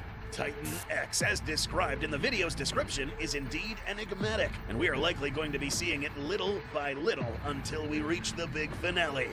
First, size. In the trailer, we saw the Titan swim above a whale. This clip, likely added to build upon the statement mentioned in the trailer, which was that this Titan was bigger than Kong and Godzilla, shows that this Titan dwarfs one of the biggest animals alive today. No, they're not. I don't believe that this is bigger than Godzilla. This doesn't look to be bigger than Godzilla or Kong. I mean, if we're talking about like pure like body mass, then sure. Because I'm thinking like taller. I don't think if we're talking about like sheer size and span, then sure. But at least Godzilla, because Godzilla's much bigger. I think Godzilla might be taller, but this thing might be larger. I don't know. We'll see. I mean, I don't really consider size to be fully like indicative of how effective you're going to be at taking down another monster. It really depends on how it works in tandem with other things. But yeah, random comment. No declarative statement. Date. Many might be inclined to think that this is a blue whale, and it very well might be. But this could also be any from a vast number of baleen whales that share this silhouette. Fin whales, for example, are other species of whale that can grow to very large sizes, overlapping with the blue whale as well. If we entertain the idea that this animal is anywhere around 75 to 90 feet in length, conservative numbers for a blue whale, and on the upper edge for fin whales, we could be looking at a creature that is at least 600 to 700 feet in length. And that's assuming this kaiju is right above the whale in very close proximity. It could be larger. And since the trailer itself mentions that this animal is bigger than Godzilla, the G-Man or Kong could be looking at a pretty challenging opponent. And it seems like this is just the tip of the iceberg. Now we'll go over this creature's weapons. In a previous trailer, we actually got a glimpse of what its tentacles look like. Light purple and extending potentially a couple 100 feet each. Notice as well the color the color of the Titan. Something I didn't mention. This is very similar to the Kraken from the Skull Island TV show and Nakika. Now, you would think, well, why can't this just be Nakika? The answer is they don't care about lore consistency. They don't care about continuity. They don't care about any of that. Lau says maybe the tentacle size will be the problem because there are so many. Probably. Probably. Yeah, probably. And then it says this is the worst kind of autism. Yeah, this isn't like Roman history autism. This is giant monster autism. Sorry. These are covered in very sharp sides with serrated edges. If used in conjunction with its muscular tentacles, anything snared in these arms would get brutally cut. And if Unless atomic breath. not armored, scarred with deep, nasty wounds. This is likely one of the primary weapons deployed by Titan X. But this is just the bottom part of its body. In the trailer, we are given a very rudimentary look at the whole of this Titan. A cave art image etched into stone reveals more or less how this animal's body is arranged. A large head with jaws filled with teeth, the latter part of its body being the 6 tentacles, and a set of dorsal formations along its back, including what seems to be some sort of split nose horn on the tip of the snout. This could be used for any number of things, as a weapon or even as a tool to aid in breaking through tough surfaces, like what. I don't remember who said this. It was probably one of my friends that is also one of my hosts. But whenever you're making a monster, you have to pay very close attention to biology. You have to really see how it functions. You really have to understand how a creature like this would function, why they would develop these body parts, why would they develop these like if you're looking at Titan X, okay, why would this develop the tentacles as opposed to any other thing? Why would it develop whenever you're doing creature design? Now, did they do this with this? Honestly, it looks like they just hit randomize. Well, okay, well, what if we had like a Sharktopus lizard? That's what it looks like to me. I could be wrong because again, this is just a trailer. This could be, but from the looks of it, they probably just hit randomize and call it a day. Like, wouldn't it be interesting if we had like instead of a Sharktopus, a lizardtopus? Kind of like an amphibious monster kind of thing, like Goji Center says, because I think this could be an amphibious type monster, like that can go like on land and in the sea. Titan X also appears to have minions. I think because you mentioned that now, I was gonna say that I think those might be like the kind of like the termites that you see in Cloverfield. I think they might be a similar version of that. I think that's what it might be. I don't think we've seen something like that before in the MonsterVerse, so I think that's cool. I think. Godzilla has a Thagomizer and elbow blades. He never used them. Whoever writes these doesn't care about what the designer created. They make it look cool, then it never does the logical thing. Yeah, like why Thagomizer as opposed to any other thing, right? Like does he have a reason? Oh no, they just do it. Rocktopus E. Nice. Godzilla never kills anything with its dorsal plates, even though they are giant knives, but Kong jumps him from behind in GVK and nothing happens. GXK. You mean GXK.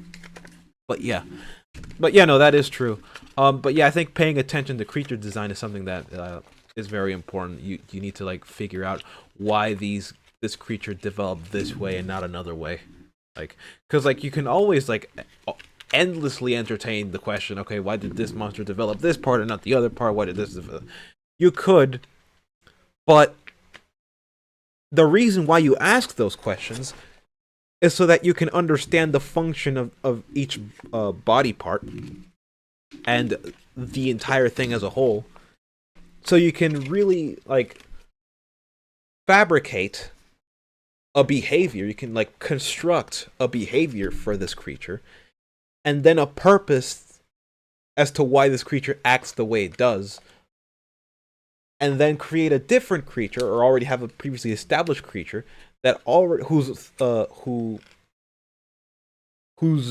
entire purpose is already determined, established, and all but determined, and have them be placed at odds with each other. So if we're gonna have this creature through naturalistic urges, you have to, okay, what are these urges and why do they conflict with, I don't know, Godzilla? Because if you want to have this monster fight Godzilla, you have to come up with a reason. It can't just be an arbitrary, oh, fight for dominance. Okay, what do you intend to do with said dominance? Oh, I fight for territory. Okay, what do you intend to do with that territory? Because animals in real life do the exact same thing, right? Lions don't fight for territory arbitrarily. They fight for territory so that they can propagate themselves, so that they can have enough space to teach their young how to hunt and to be lions. So it's not an arbitrary thing. There is a reason for it. So, yeah. The Endoswarm are essentially the same thing as the new minions. Kong also jumps on his back in GVK before Godzilla threw. Oh, because I thought he meant like when Godzilla when Kong was riding Godzilla on his back in the Hollow Earth. Yeah, I forgot about that. That did happen. What we mentioned earlier to access the surface world.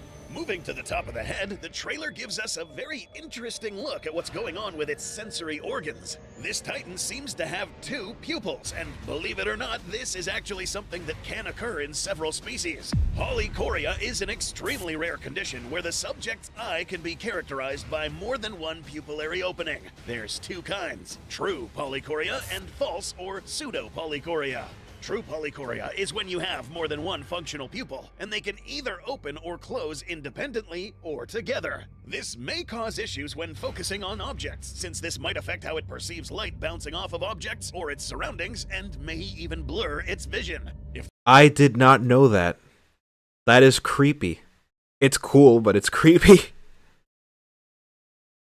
This is what we think this is, then we're looking at a handicap. But usually when there's a weakness, there is also a strength that counters it. Whether it's better alternative senses or an adaptation that allows this animal to detect objects in their surroundings with outstanding precision. If this animal is going to be a match for Kong or Godzilla, both kaiju with really good senses, then this Titan must have something hidden under the hood. And we're 100% sure it does.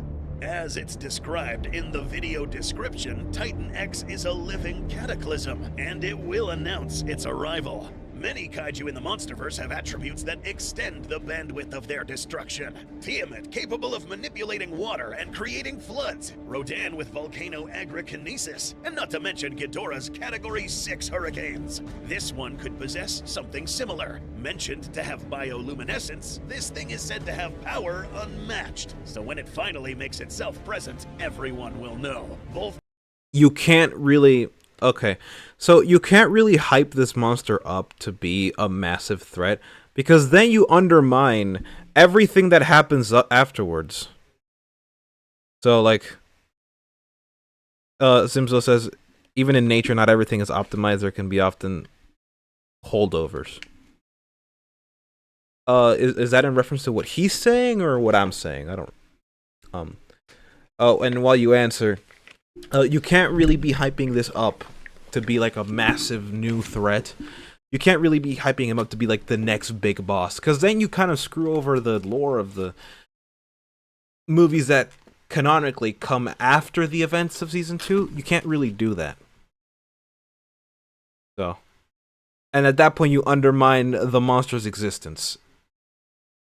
Kong and the G-Man. Looking at this cave painting, we have to reiterate the fact that this very well could be a titan that crawls on land, since we do see these people be on the defensive. They wouldn't be holding their spears like this unless they think this fella might perform an amphibious assault.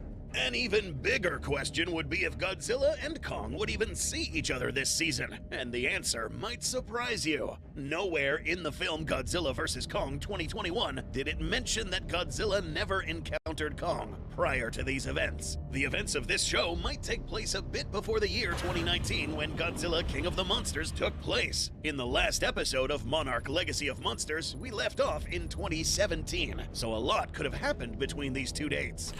So I just thought of something. If that is true, and if they have met in the past, then it kind of makes GVK redundant, because in GVK, Godzilla was hunting down Kong because of reasons, right? He was hunting him down because he thought he was a threat to the natural balance, yada yada yada. Whatever that balance is a complete arbitration that the movies just refuse to explain. Balance between nature, and nature is often deified in these movies. I don't understand why. They treat it as like the supreme good. Nature itself is like a good. It's so disgusting.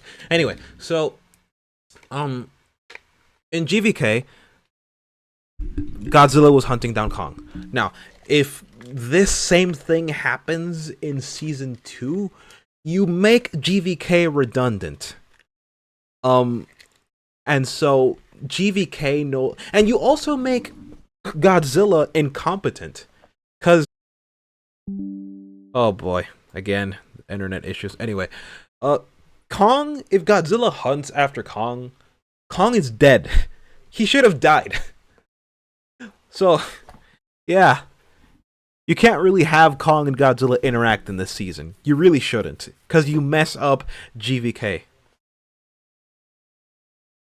Why would anyone make this argument? It would break the movies further. I wouldn't put it past them. I really wouldn't put it past them at this point. They might as well.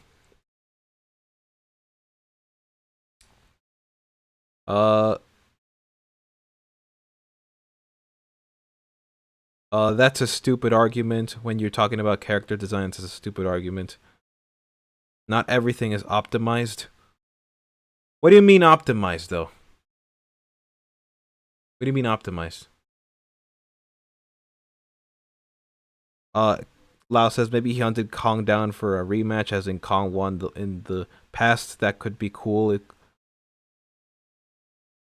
Maybe he hunted down Kong for a rematch, as in Kong won in the past. That would be cool. It would just recontextualize and show that Kong could beat him if he knows the terrain.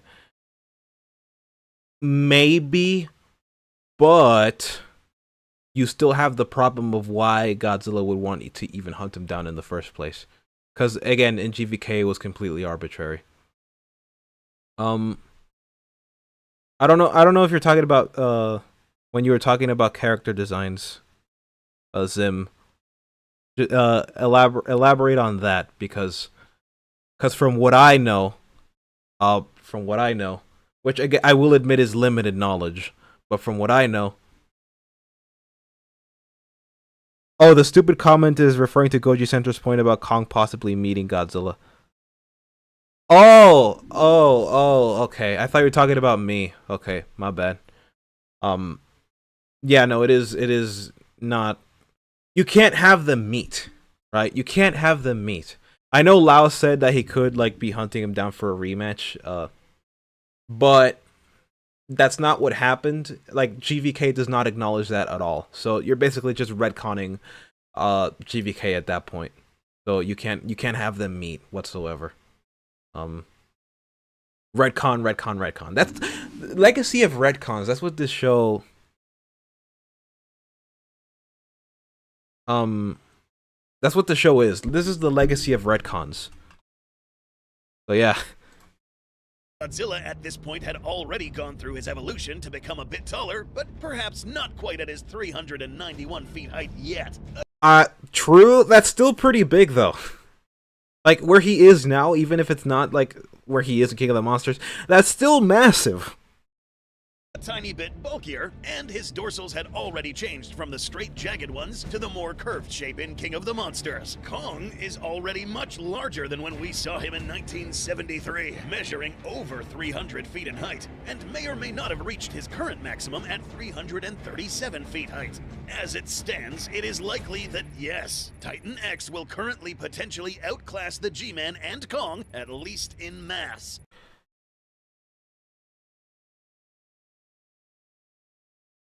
Legacy of retcons, ironically spelling LOR. Is LOR a reference to something? I don't know, but I heard that, and my immediate thought was, no, that's not what irony means. But I don't. What do you mean by LOR? Oh, lore. Okay. Still, that's not what irony is. Anyway. And also, the King of the Island just might catch a glimpse of the King of the Monsters in this season. Pay close attention here. The island is the one thing that's kept him isolated. If he leaves, Godzilla will come for him. Did we change course? No, we're nowhere near the areas you flagged. Well, it looks like he's coming for us anyway. Note that in Godzilla vs. Kong, it was already known that Godzilla and Kong should not cross paths. They actively avoided it, but no real explanation why, besides the mention of them both being alphas. Another thing to consider, and this is a problem with GVK, they treat Godzilla's designated routes as though he can't just swim anywhere else. Like, let's say you have a designated route to work, right? You take the interstate. Oh, the interstate is clogged. You take a shortcut. You went a different route. You're not locked onto the interstate. You can take a different route in the suburbs to work. It's so stupid to assume that Godzilla can't change routes if he wants to. He's not locked to a route, dude. He has free will. In this movie, Godzilla realizes he has free will and uses it whenever it's convenient for the plot. Retcons are bad, but if you retcon the retcon, that means it's good then, right? Not necessarily. We can retcon 2, but we can't retcon 3, so that by logic, any pair retcon is good. No. Because retconning a retcon would contradict the contradiction. If you contradict the contradiction, you make a deeper contradiction. You don't cancel. It doesn't cancel itself out. That's not how that works. Let's say alphas is reason enough, as that's a natural reason for dominant to fight or have confrontations. Again, kaiju not. It's not an arbitration. Alphas in nature don't fight for the sake of fighting, or they don't fight because they're alphas. They fight for territory to expand their own families. What the natural order that Godzilla supposedly protects, which he's really bad at it. It's completely arbitrary. Like humans in harmony with nature, sure, we should be in harmony with nature, but how does that factor in with monsters that come to destroy cities, and he goes to fight them in the city itself instead of dragging the fight away from the cities, right? Now, he's again the internet. God dang it. The internet keeps like connecting and reconnecting. Oh boy. Anyway, but yeah, Kaiju Not and I have talked about this time and time again. I don't really feel like explaining it to him again.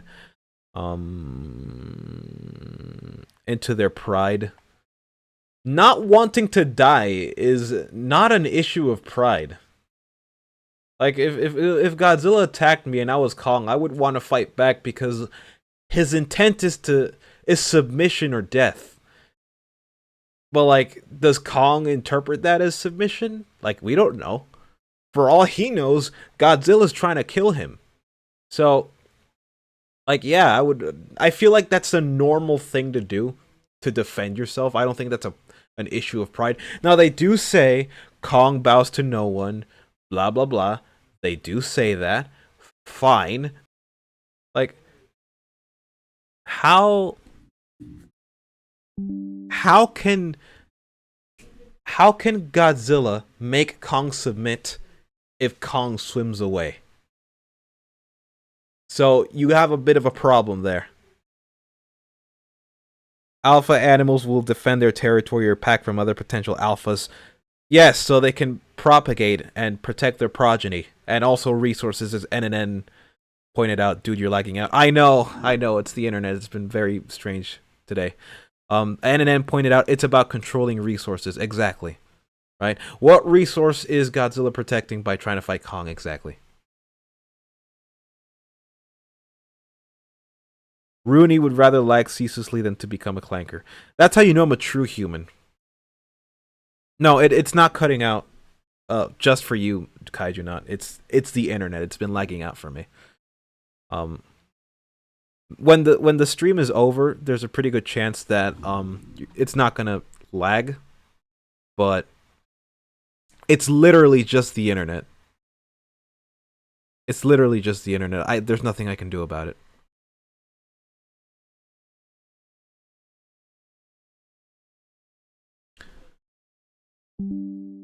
Yeah, hopefully the internet is better. I switched locations on my VPN. It should be good now. It should be good now. You guys tell me if it's good. You guys tell me if I stopped. Because I just switched locations just now, so you guys tell me if it stopped. I switched like the fastest server. For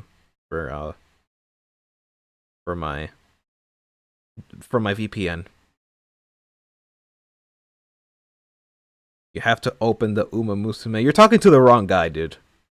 You're talking to the wrong guy. Now, I will gladly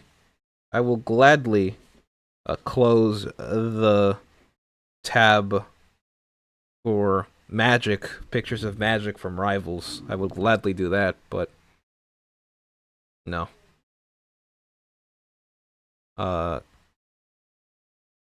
Is better than I changed my location. Anyway. This sentiment towards each other had to have been instigated somehow, and we are finally looking at the possibility of us finding out why in Season 2. But there's even more, and this is the part of the video where things get a little wild. But stick with us, because we have reason to believe that Titan X has some uncanny attributes in common with Godzilla. Note, we are not saying that these two are related, but the similarities and the way this trailer portrayed the Titan strike as an attempt to make these two resemble each other in some way or form. They have blue glowing parts of their bodies. They're reptilian and amphibious. Boom. This entire chunk can now be cut out. This entire chunk of video can now be cut out. Anyway, yeah, no. I feel like this part is the word superfluous. I want to say superfluous. Is it superfluous? That's probably the word I'm looking for. Superfluous. Yeah, I think this part is superfluous. The way its eyes glow blue, as we've seen Godzilla's eyes glow a couple of times already. That's a human eye, by the way. That is a human eye. I hope you know that. Godzilla's eye, that is a human eye. That is not a reptile eye. The way it swims and slithers its body is slightly similar to the G-Man. The dorsal formations on its back as well show some similarity, topped off with the description that this creature emits some sort of bioluminescence. Now, we also aren't quite saying that this animal is a hybrid between Godzilla and another creature either. But the fact that they both glow blue in some way or form suggests that perhaps they are powered by the same sort of energy. Radiation. The Hollow Earth thing here, right here, that's literally just radiation. I mean, it's confirmed by evidence. Well, not confirmed, but it's proven by the evidence of 2014 and Skull Island. It is no secret that Godzilla and other species can absorb DNA of other titans or feed from the same sources. Shimo, for instance... Absorb DNA, when was that a thing? I don't remember. Someone in chat help me, because I do not remember them being able to absorb DNA. Absorbed energy, like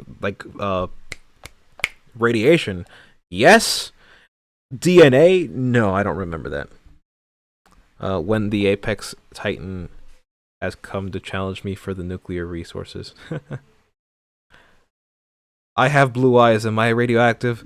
So does that mean every single person that lives in Agartha is radioactive? Or in the Hyperborea? Like, are they all radioactive? Or like the creatures of Yakub, are they radioactive? Yeah. Was a creature that also was going to look similar to Godzilla and to some... Ew! Oh, that's ugly. Oh god. Yeah, no, Zim, you were right. There's not a single bit of concept art that makes Shimo look good. You were right. Degree has lots in common, almost as if some Titan species evolution is inclined to converge into the build of Godzilla, or at least resembling some core attributes. So perhaps this Titan's evolution may have followed the same steps, and why can Godzilla absorb DNA? Godzilla evolved as apparently the result of absorbing some of Tiamat's DNA. Oh, that's what that was. I thought it was like the solar radiation. I thought it was the solar radiation, not the DNA. How did he absorb the DNA? Why can he do that? setting the groundworks for yet another Godzilla-like Titan to be introduced later down the line. The upcoming film GXK Supernova can take any number of routes and adopt any explanation as to how a Godzilla from outer space came to be. But one plausible in-universe explanation could be that all Titan ecosystems bring forth a Titan with similar characteristics of Godzilla, either by an interstellar form of Titan convergent evolution, mutations from absorbing the DNA from other Godzilla-like kaiju, absorbing the same kind of energy, or both. Why and for what purpose? That would be my question. This new Titan just might set the tone to prepare us for what is to come in Godzilla Kong Supernova, introducing us to the concept that Godzilla's form isn't just another monster, but perhaps the guiding compass and pinnacle of Titan evolution. That's stupid. That's stupid. Pretty stupid. Up next we have the Dangerville one, and with that we will end the stream. Because I don't really feel like talking about much of this anymore. I'm gonna talk about the Dangerville. I want to see what they have to say. If they say anything different, they probably won't because like it's a shill channel. But you know, I have hope that maybe, just maybe, they'll acknowledge the same things Goji Center did, and also just acknowledged the broken world building. I don't know. We'll see. We will see. I have hope. No, I don't. No, I don't. These people are very hopeful for this. It's a very misplaced hope, I would say, considering the writing team we have. But then again, it's not like, you know, the writing is something that concerns them. I don't think it, especially with, you know, their standards. This is their standard. So. You have surgery to remove a layer that makes your eyes brown. All the eyes are blue and underneath because of Adam. Yes, Adam was the original, you know, white man. Like, you have a layer beneath your iris that if you just remove it, you can finally become the true white man you were meant to be. quite. Godzilla is Crab, the end of all things. It's always crabs, isn't it? He absorbed the DNA and the radiation. He never explained about the DNA. Okay, so the radiation part, I don't know what it being solar, I don't know how it being solar makes it any different to how he normally absorbs radiation, but fine. I think that's more believable and consistent with the established lore. But the DNA part, nah. I know there is a way to actually absorb radiation. You eat them.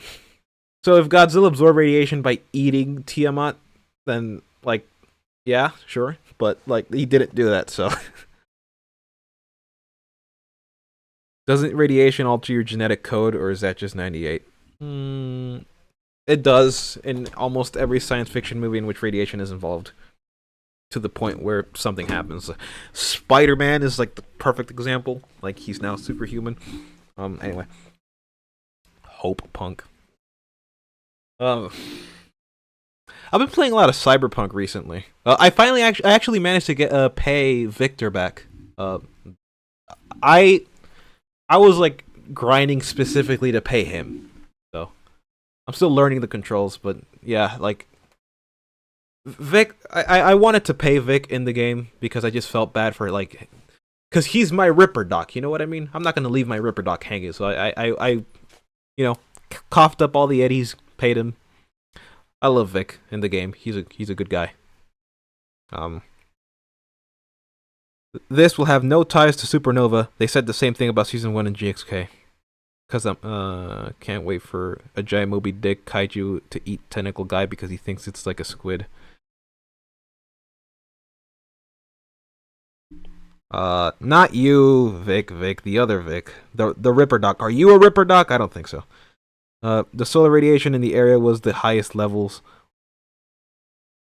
So why doesn't he do that? Because like if he's always like, if he wants to eat radiation, why doesn't he just go to the Arctic? If that's like the highest level of radiation in the world, like why doesn't he just go to the Arctic more often? Anyway, Dangerville. It's Dangerville in time. I'm gonna Dangerville all over the stream. What's revealed in this new trailer is actually insane. Welcome home, residents. It's your mate Alistair back once again with some huge news for you. The second trailer for Monarch Legacy of Monsters Season 2 has just dropped, and it gives us new looks at Kong, Godzilla, Lee Shaw, and a terrifying new Titan that might even have something in common with Space Godzilla.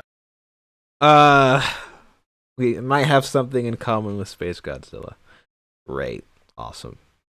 Also, this is the title of this video says that it's an in-depth analysis. So we're gonna get like really juicy, like writing and lore related stuff. Like we're gonna get some really like in-depth analysis.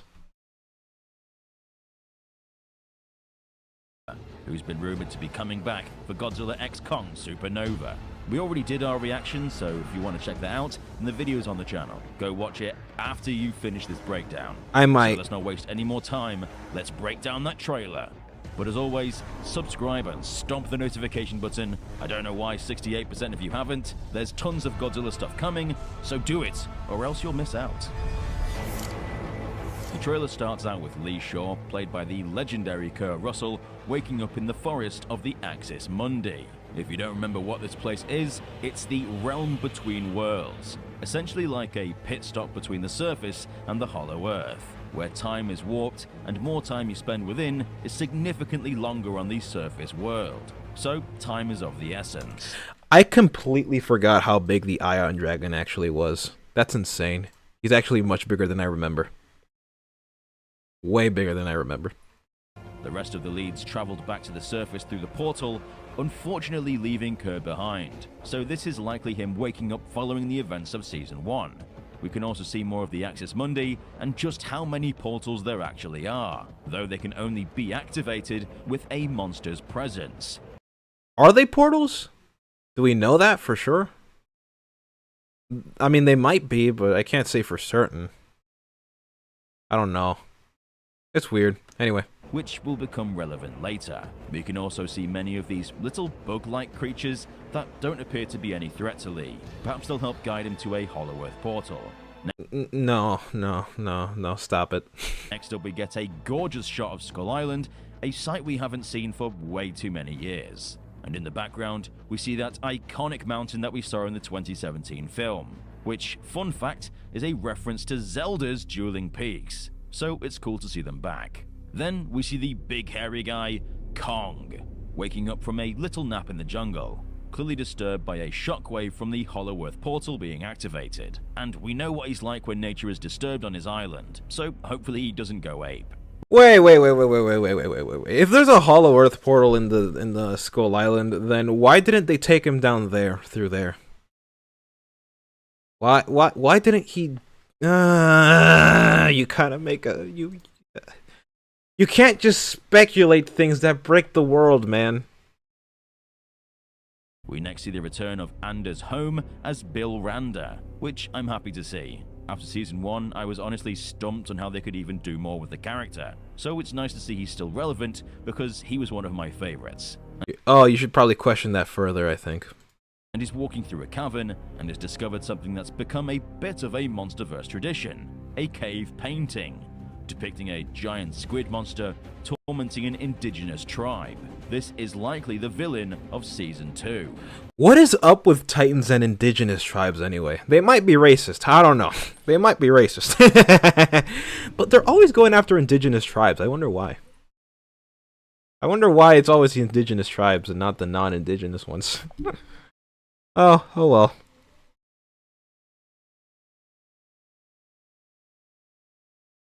According to the lore, the portal on Skull Island is inactive or unstable. If we get an explanation as to why it became inactive or unstable, fine, but so far I don't remember that being the case. Zim, with the clutch. It's a retcon in KSI, it speculates the skull crawlers are from the Hollow Earth, which is why the creatures on the island are similar to Hollow Earth ones. That doesn't really answer the question. Like is it still active? Is it inactive? Maybe it is. Maybe it's not. I don't think there is an answer. And frankly, I don't really remember the MonsterVerse actually providing an explanation as to if it was active or inactive, or if why. Maybe the show could explain it. I doubt that they will. I don't trust the writers, but they could, in theory. They hate cave people only. Goddamn elitists. There never was a portal. Oh, there never was a portal. Oh, okay. So that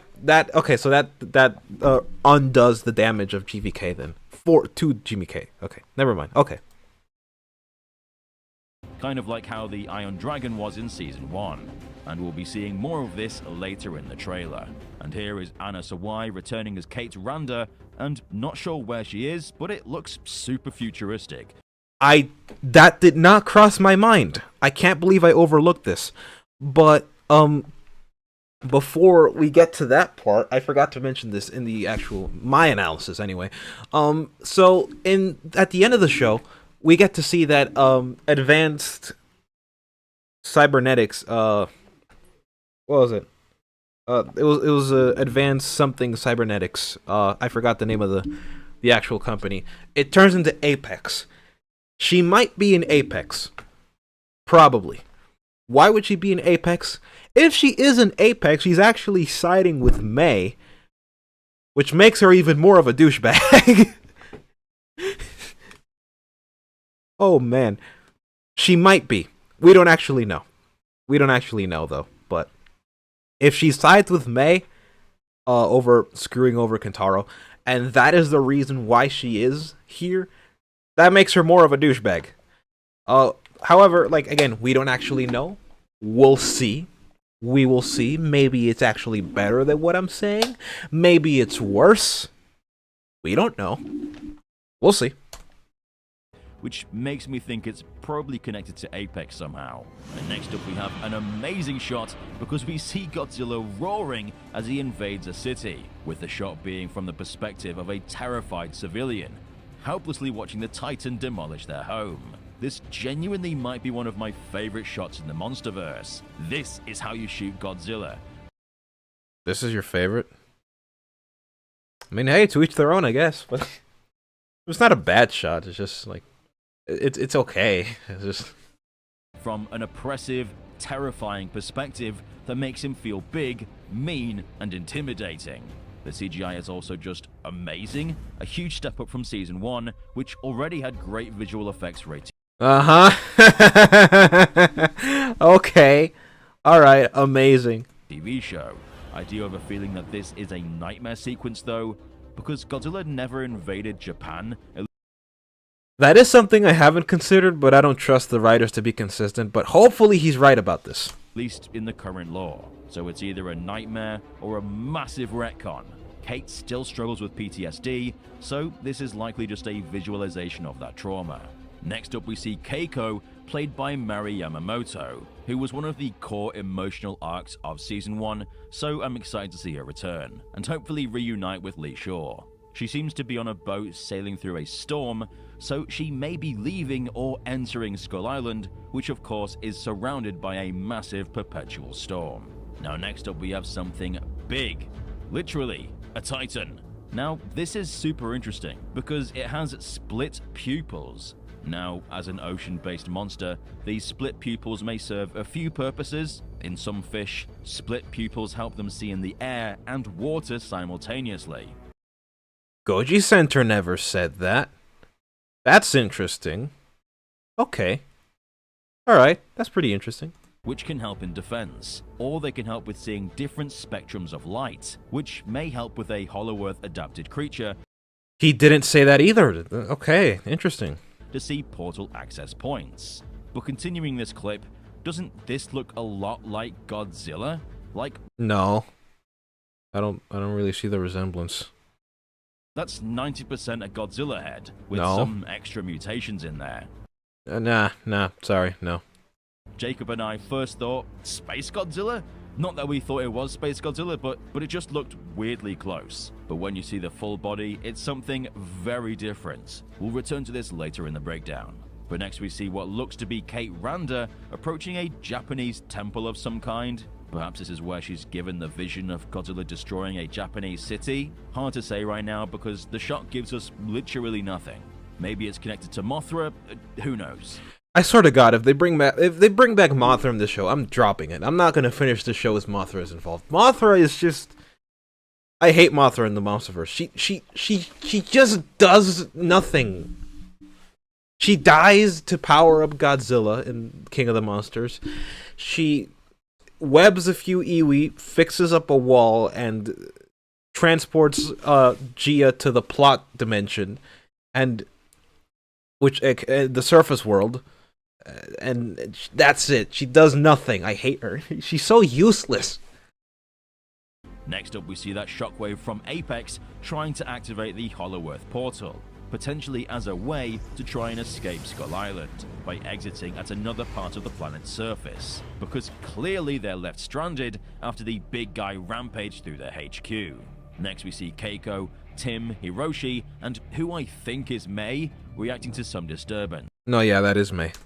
Which I think is a successfully activated Hollow-Earth portal, since it's blowing all the dirt around them. Wait, Hollow-Earth portal? Go back. Successfully activated Hollow-Earth portal. Not Axis Mundi? I think he might have meant to say Axis Mundi. I don't think... Because if this is a Hollow-Earth portal, then everything about the heave from GVK to GXK is rendered useless. At that point, you don't need the heaves. You can just open a portal. With this kind of rudimentary technology compared to the technology that they have in Apex, you just made a sizable chunk of both plots completely meaningless. Mothra saves the world. Oh my God, Vic. Jesus Christ. So... a lot of this is something that I have to explain. I didn't think I needed to explain, but apparently I have to. Because I don't want to... I've repeated myself way too many times, specifically with the Kaiju verse. With a Kaiju not in chat. I've done debates with him, by the way. They're in the old Blackscreen streams. These problems exist in conjunction with each other, not in isolation. They exist in reference with each other. They don't exist in a vacuum. Each problem is related to the other. They don't exist independently. They influence each other. So if I were to break down why Mothra doesn't work, I would have to go through the entire plot of King of the Monsters. And the entire plot of GXK. And I've done that already. I don't want to do it again. So, what a masterful baiter. He is a master baiter. He is a master at baiting. He is a master baiter. Yeah. Anyway, let us continue. Since it's blowing all the dirt around them, though this will no doubt piss the big hairy guy off, since this will almost certainly attract another Titan to the island. Could also just be some helicopters, since we actually see them later in the trailer. In the next shot, we see Lee Shaw reacting to something massive, what seems to be a Titan breaking out of a mountain. We see the tentacles flying into the air as it frees itself and likely heads straight towards the surface to hunt. I have a feeling that Lee Shaw did this deliberately in order to activate a Hollow Earth portal, because remember, they could only be activated through a Titan traveling through them, which means he could get help and return to the surface world safely. Okay, so it's just a Titan. It's not exclusively an Alpha Titan. Okay, so that kind of solves the issue then. The one issue I had out of the several. But of course, awakening any Titan comes with massive repercussions. Will Kong or Godzilla be able to stop this thing? Who knows? What do you think is happening here? Let us know in the comment section down below. Next. So far as like an in-depth breakdown, I'm not very satisfied. We see this gorgeous shot of the perpetual storm of Skull Island that's super reminiscent of the 2017 film, as the crew head straight towards the island. Though this looks like they're entering Skull Island, and since the show starts off with them already on the island, I'm curious why these choppers would be returning. Unless this is evac, maybe? Next we see Lee and Keiko in some sort of village. This is likely connected to the earlier shot where we see Bill looking at that cave painting, providing some context to this ancient creature and its potential rivalry with the Alpha Titan. Riveting analysis. I'm so invested. What a riveting analysis. I feel so informed. Aren't you guys informed? I feel so informed. What a masterful baiter. When was it ever stated they needed a Titan to activate the portals? I'm going by his word because I don't remember Monarch a lot. I just remember bits and pieces, but I don't remember. I'm taking his word for it. I'm inclined to believe he might be wrong. I think it might be just an Alpha Titan that can do that, in which case, yeah, it makes sense why Godzilla can show up, but at the same time, and everything else that happens around it. But yeah, no, I'm taking his word for it. I don't really, but I don't. Again, danger. This is Dangerville we're talking about. This is Alistair and the other guy. So I don't know.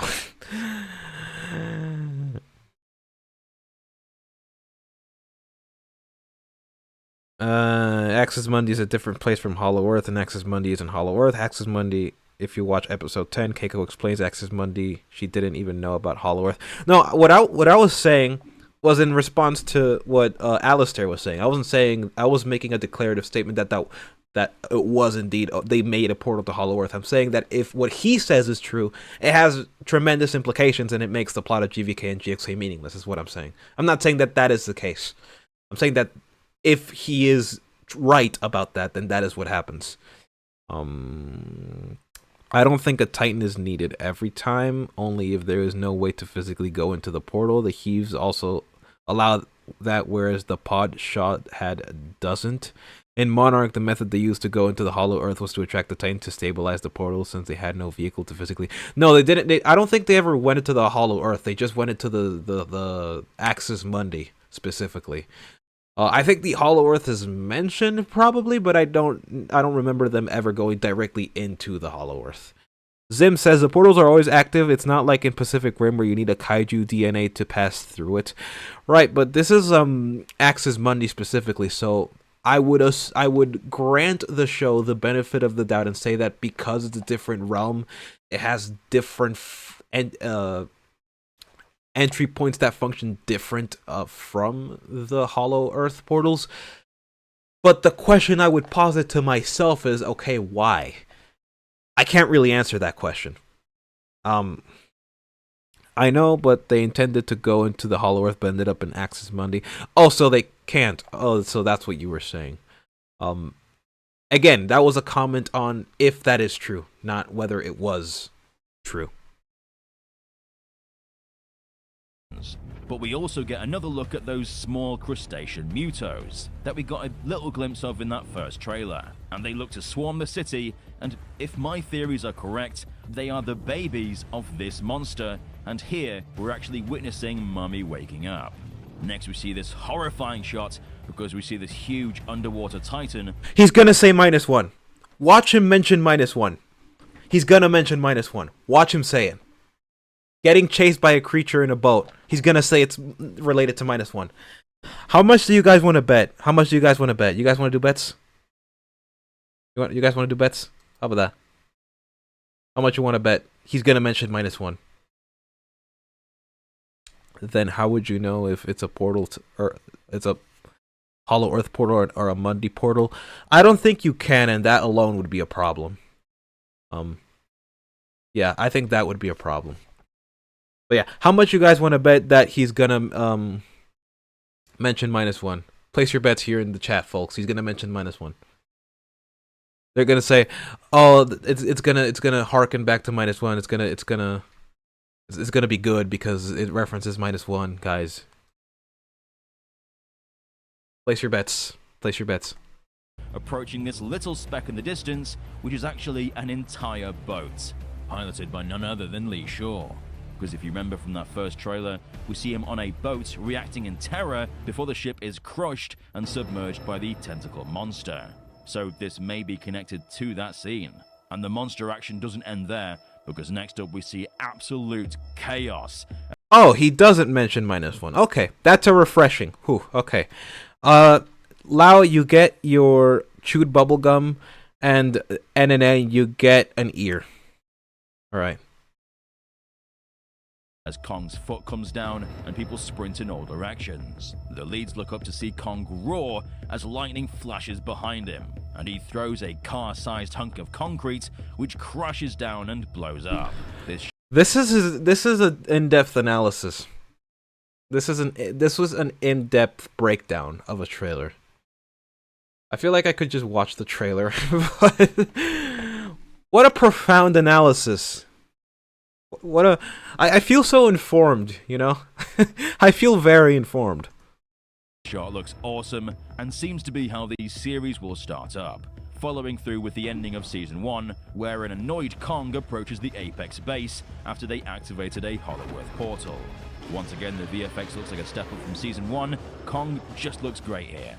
Next up we see Lee Shaw, who says, "What's next?" speaking to someone, and I can't quite tell who it is, but I think it's Hiroshi based on the hair color and length. This looks to be the same facility that we saw Kate in earlier, so I can only assume he makes it successfully to the facility, whether it's Apex, Monarch, or something else. I can only assume he's referring to his plan of wiping out the Titans, a motivation which I doubt has changed after more time in the Axis Mundi. Next up we get this incredible shot, or horrifying if you have thalassophobia. We see this giant Titan swimming past the world's largest real-life creature, the blue whale. Yeah. Just to really emphasize how different in scale these monsters are. And while it starts off looking like it could be a reptilian Titan, the back half is just tentacles. This is no doubt the Titan from the cave paintings that Lee awoke in the Axis Mundi. I find it interesting that this creature appears to deliberately imitate Godzilla's silhouette.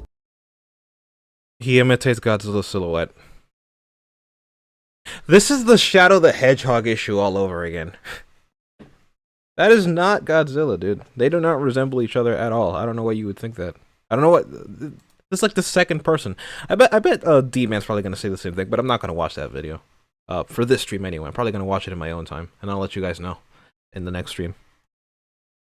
Perhaps it uses its tentacles to reshape itself into something recognizably Godzilla-like, intimidating other Titans who mistake it for him at a distance. That idea opens up something bigger. If even deep-sea Titans are evolving to resemble the most powerful creature on the planet, then it stands to reason that a spaceborne monster might do the same.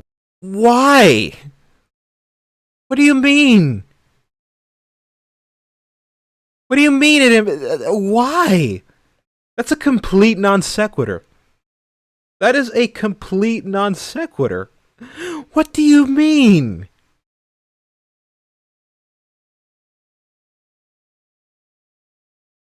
To be honest, the guy is just saying Godzilla's just in Japan because Kate Randa having a nightmare. Is not confirmed.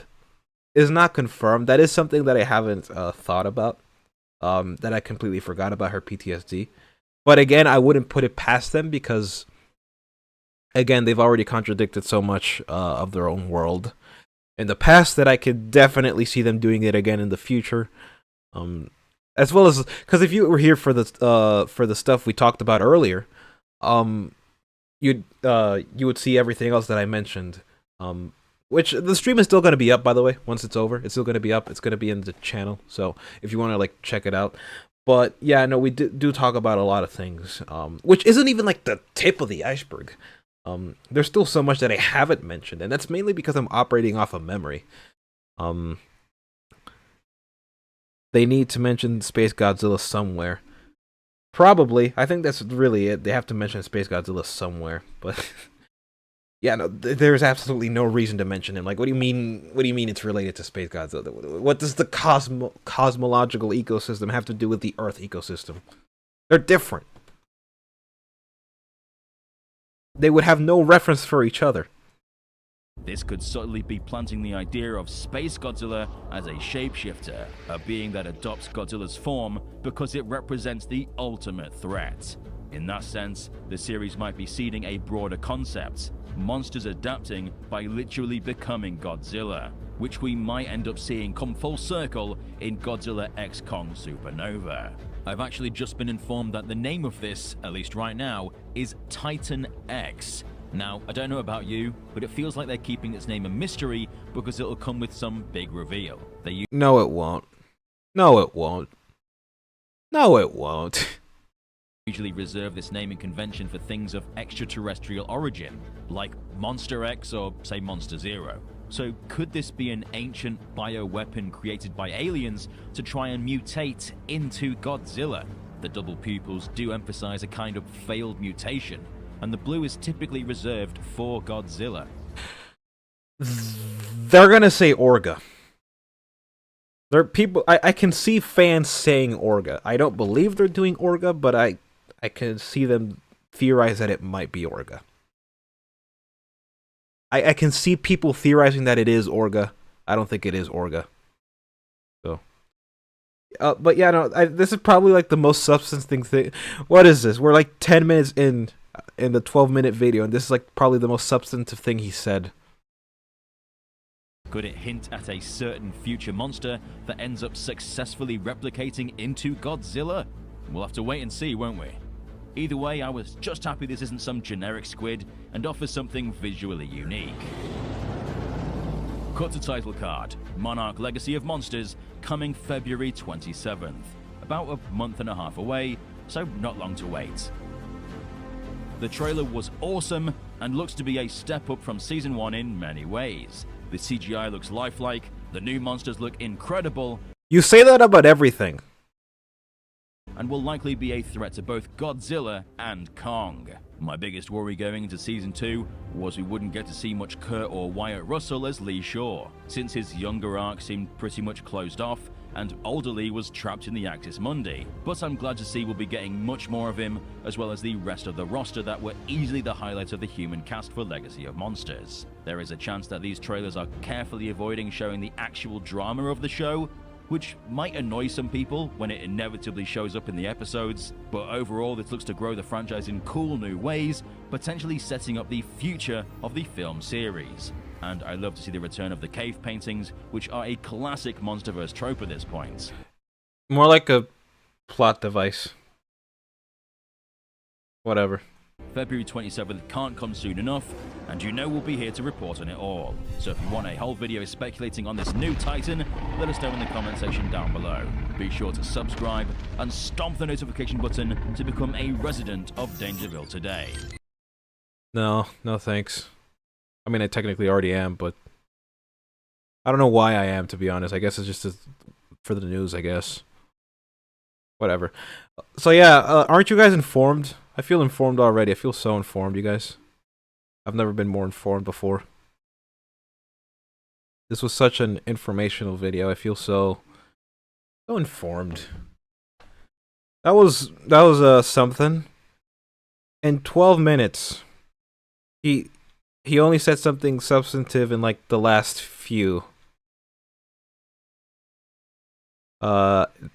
Lau says, this time I bet 3 orphan kidneys to them not saying Orga. To be honest, Titan X has nothing to do with Space Godzilla. Titan X is a sea creature, not a space monster.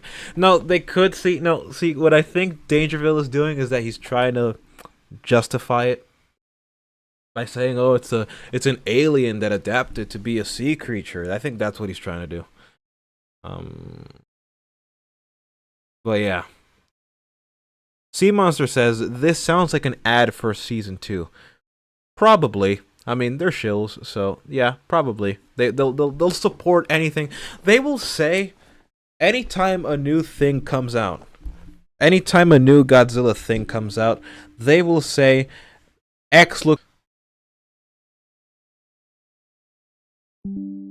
Internet did a thing again. I crashed again. Not crash, but I did get Tizzy. Anyway,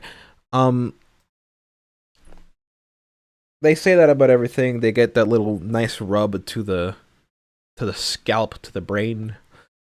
They get the little mind massage. Yeah, it's all the same thing. It's gonna be bad, guys. Season 2 is gonna be bad.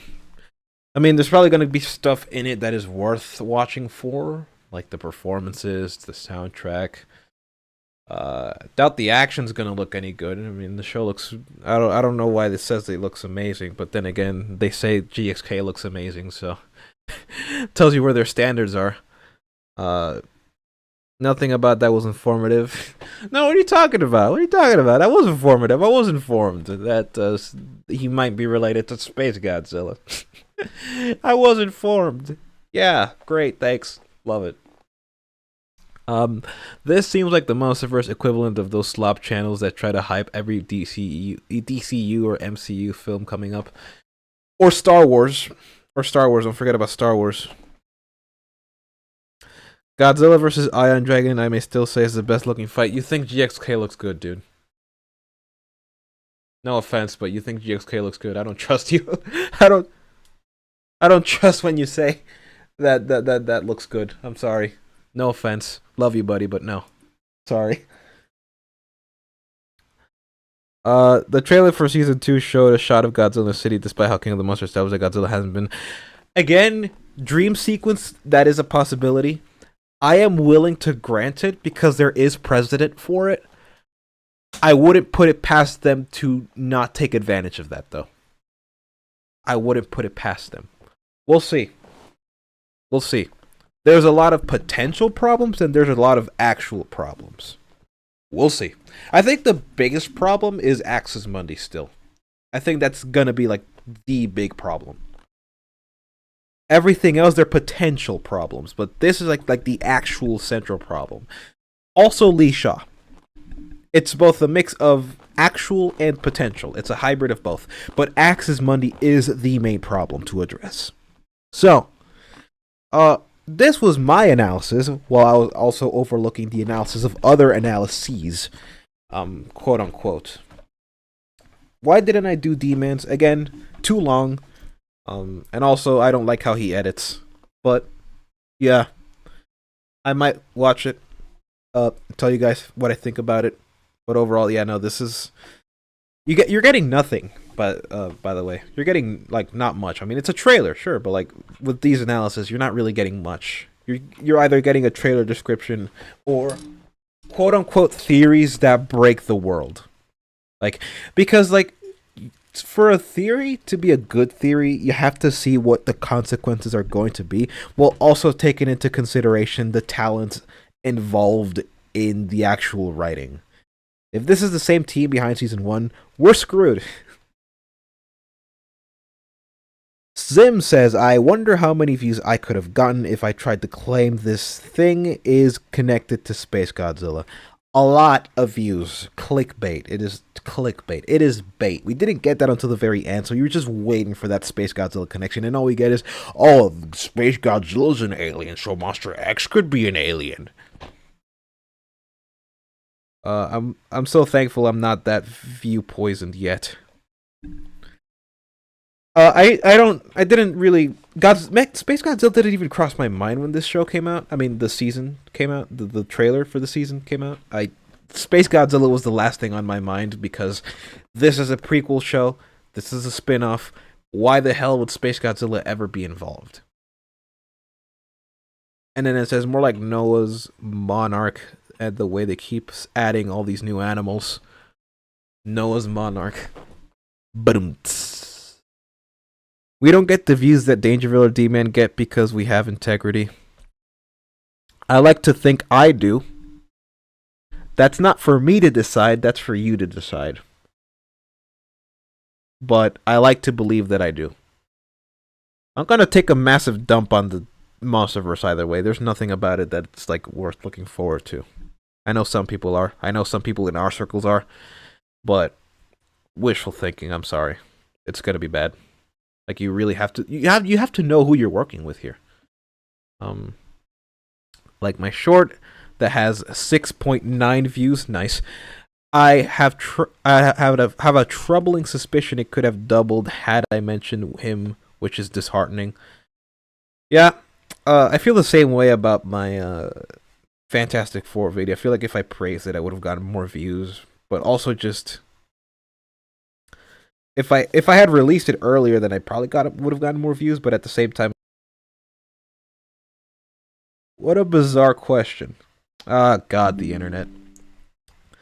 Internet's doing a thing again. Oh, man. What a bizarre question to ask. What a bizarre. But yeah, overall, we have reached the end of the stream. We have nothing left to talk about. Overall, in the final analysis, it is safe to say that Monarch Season 2 is probably not going to be good. Sorry. It's just not. We're working with Monsterverse writers here. And I also love how they marketed this. I was like, oh, from the producers that gave you GXK. Oh, the producers that provided me that trash movie?